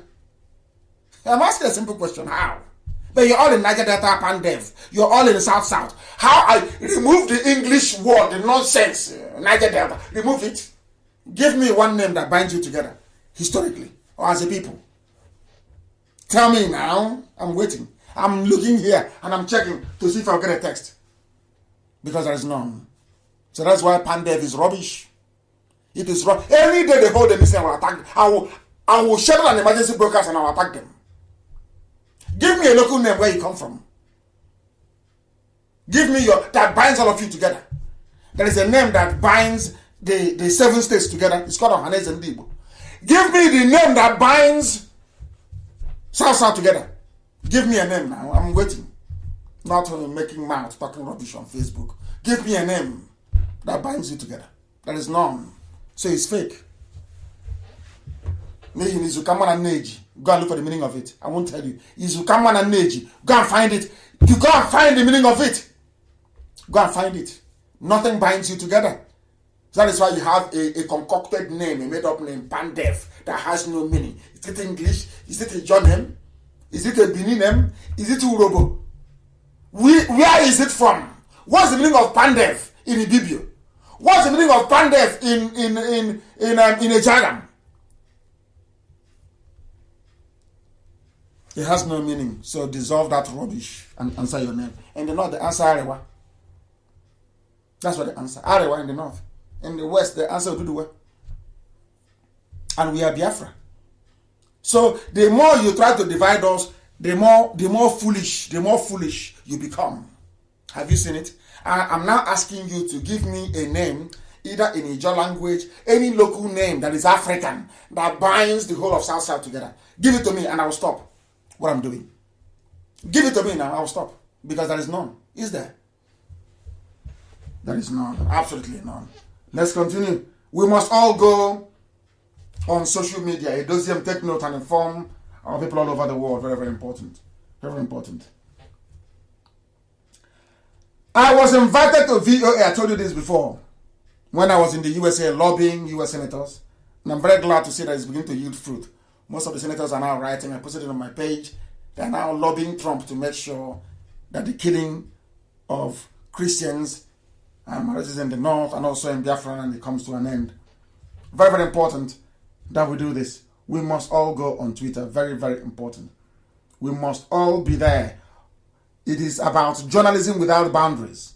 We have a very credible army of e-warriors and I salute them. Our e-warriors, I salute all of you. One after you're doing a very good job. Nobody gives you money. Everything you do is on your own. You stay awake all through the night because you're fighting for your freedom. And when the time comes, you will tell your children this. That I stayed awake all night fighting. People don't know the meaning of media.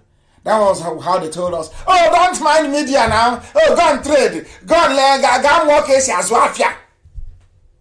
And Yoruba took the media and finished us off. Now, the media we have found, which is new, which is social media, they want to drive us away by ridiculing what we are doing. It's an online country. You have an online president. Tell them yes, but we stay there. They are very smart. That was how they drove us away from mainstream media. Minaj was in Oposi. No Igbo man supported Minaj. No Igbo man brought out money. It died. That was when I knew our people is something else. Now they want to drive us away from social media that we dominate and control. The answer is no. So we must tell our story. That's why we are there. They think they're smart. If you say it's an online country, then we are out of shame, we abandon it. Alamajiri. Yeah. Oh. We must continue on social media. We must continue because we are dominating. And I must also state very categorically, I love the freedom that Adaka Boro fought for. Because Igbo politicians then were very stupid and hopeless. I don't blame anybody for fighting for Niger Delta then, or fighting for whatever thing they were fighting for. I don't blame them. You can even see how the Igbo politicians are treating us, fighting for their freedom. And I can imagine what Adaka Boro must have gone through at the hands of these people to compel him to declare a Niger Delta Republic. And instead of calling him to ask him what is your problem, Ironsi locked him up. That was wrong. I don't support it. I don't. And I support the agitation for Niger Delta. That was then. But with what we know now, that they brought in this Niger Delta to divide us, please, we should not allow them to succeed. That doesn't mean I'm looking down on Niger Delta agitation. Everybody has the right to agitate, to be free, and that's what we are doing. But we must do it as one people, together as one. After that, it's going to be a confederation. You'll be on your own. Everybody will be on their own. The only thing that will hold us together is to stop the Fulanis from coming. So we'll have a common defense policy. and common foreign policy. That's all. I don't want to be misunderstood. I don't want it to seem, because I know the criminals are now lying and saying, oh, he's against our agitation. No. I'm not against the freedom of our people. I'm not. Heaven knows I'm not and can never be. And I respect those that have fought and died under the name of Niger Delta. But I'm saying that they were misled in the name that they answered. Not the fight itself. It's the banner, the flag that they raised up that I have issues with. Not the fight itself. I wish people can understand why I have made this clarification. Very. We are in a media war, of course. Damian Elag is saying, because it's a media war. It's a media war. Forget BBC. BBC won't do anything. BBC is working for the enemy. And they will always do so. I'm making it very clear, please. Our people are very, very terrible when it comes to public contribution. You will see some people will now go and be issuing account numbers online, claiming they're working for IPOB. We have not sent anybody or asked anybody to put anything online.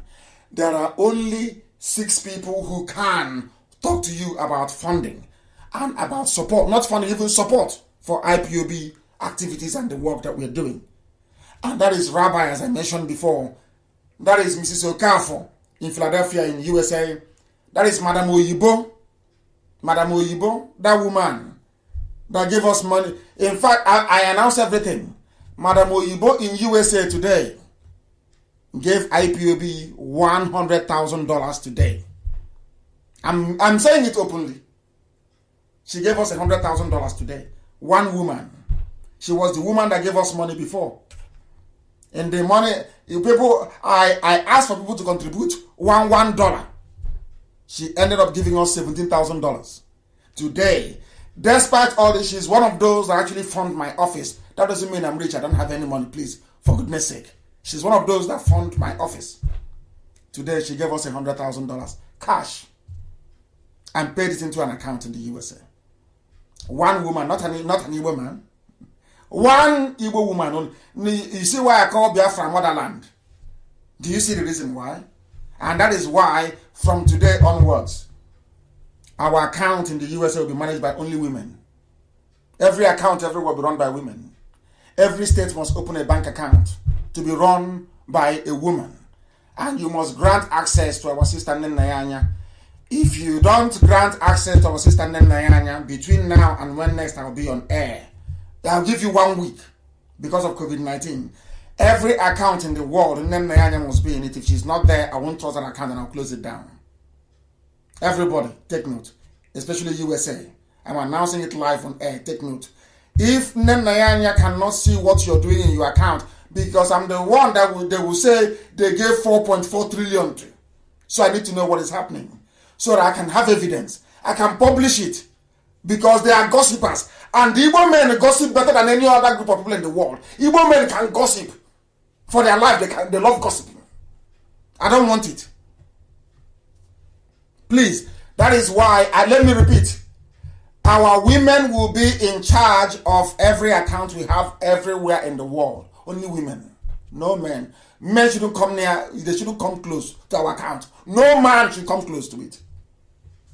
There's an order from tonight. Very, very important, please. Very, very important, please. Extremely crucial. There has to be discipline in our ranks.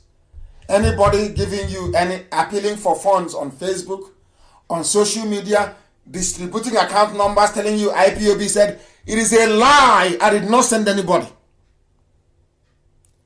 Only Nenayanja can speak to you about funding. Only Rabbi, who is my emissary.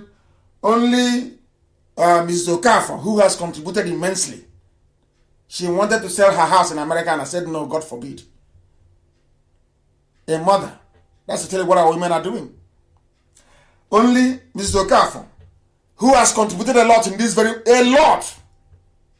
I don't want to mention the amount. A lot. She has contributed in this very effort we're making. Madam Oyibo, and also our 2 sisters that man our inquiry lines. Only them. Anything you see online is fake. It is fake. Absolutely fake. I'm making it very, very clear, please. Nobody should give money to any IPOB officer in the USA claiming it is to fight Fulani headsmen and making it very clear. I said no, no, no. If you want to support the effort to drive away the terrorists from our land, go to World Igbo Congress, look for Professor Ejiofor and give him your money. Don't give it to IPOB, please. We don't need it. We don't need it. It's too late. When we asked you before, you were talking rubbish. 2015, we don't need it anymore, please. Go somewhere else and give it to them. That brings us to the end of today's proceedings. I want to see if I can take at least maybe 1 or 2 calls. I said I would take some calls and I want to take it. Let me see if I can take 1 or 2 calls. You have the number. It has to be only on WhatsApp, please. Only on WhatsApp. Very, very important. If I get any call on WhatsApp, then I will take it. If not, and please, do not, our inquiry line is not for video calls. I know you hear the voice of our daughters and you want to, the caller, stay where you are. I'm coming to you in a minute. Stay where you are. No video calls, please. There are WhatsApp lines. No video calls, I beg of you. No video calls or inquiry lines. No video calls, please. The caller on the line, can you hear me? I don't know why this is so low. Just please do bear with me for a second. The voice is very, very low. I don't know what is happening. I don't know what is happening. Let me see if I can get you on the other side. Just bear with me for a second. We are live and we are direct. I am attempting to take 1 or 2 calls, please. I'm attempting to take 1 or 2 calls, if you may. The caller on the phone, I am trying to connect this. This is absolutely terrible. Let me see what we can do. I want to see what we can do. Please do bear with me. Do bear with me. I want to see what we can do. I want to see. It's not connecting for some bizarre reason. It is not connecting. It is not connecting. Please do try and call us back. Yes, it's now. Let me see. The caller on the phone, can you hear me? The caller on the phone, can you hear me? It's just ringing. Nothing is happening. Nothing is happening. It's just ringing for some reason. The caller on the phone, can you hear me? Can you hear me? Can you turn your system down, please? That is why I don't take all these calls. People don't turn their systems down. The caller on the phone, can you hear me?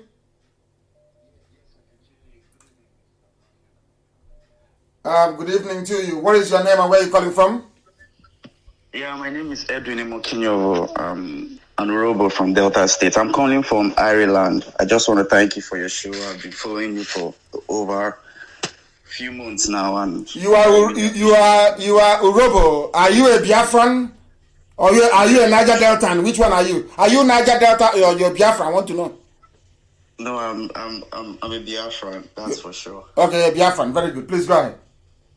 Yeah, I just want to say I want to thank you for what you're doing. I want to thank you for the immense work you're putting in on IPOB. I'm also a follower of IPOB in Ireland, and I just want to reach out to you and say I've been following you for a few months now, and I truly acknowledge the hard work you're putting into. I just want to pray for you. I pray that God will bring this Biafra restoration to fruition in Jesus' name. Thank you very much, and keep up the good work. Thank you very much. Thank you very, very much. He gave us his name, and he is from Urobo. He's one of us. He is not a Niger Deltan. Only a fool can be a Niger Deltan. He's from Urobo. That is where he comes from, and he is a Biafran. That is the name that unites us. If you're in doubt, give me a local name for Pandef. It doesn't exist. There is no local name for Pandef. The line is jammed. Too many calls, and the line is frozen. Way too many calls. I will be live again on Saturday evening on the day of our remembrance. And that very day, I will not preach very much.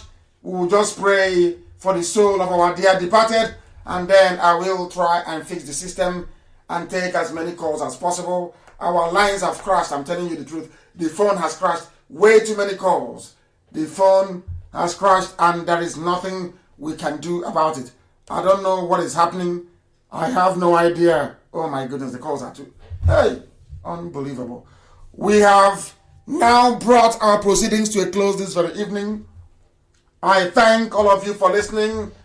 And as always, without hesitation and proudly proclaimed, Biafra is our religion. Here on Radio Biafra is where we worship, because Elohim Chukwokika Biama is our God. I thank you very much for listening. From me, from here, it is good evening.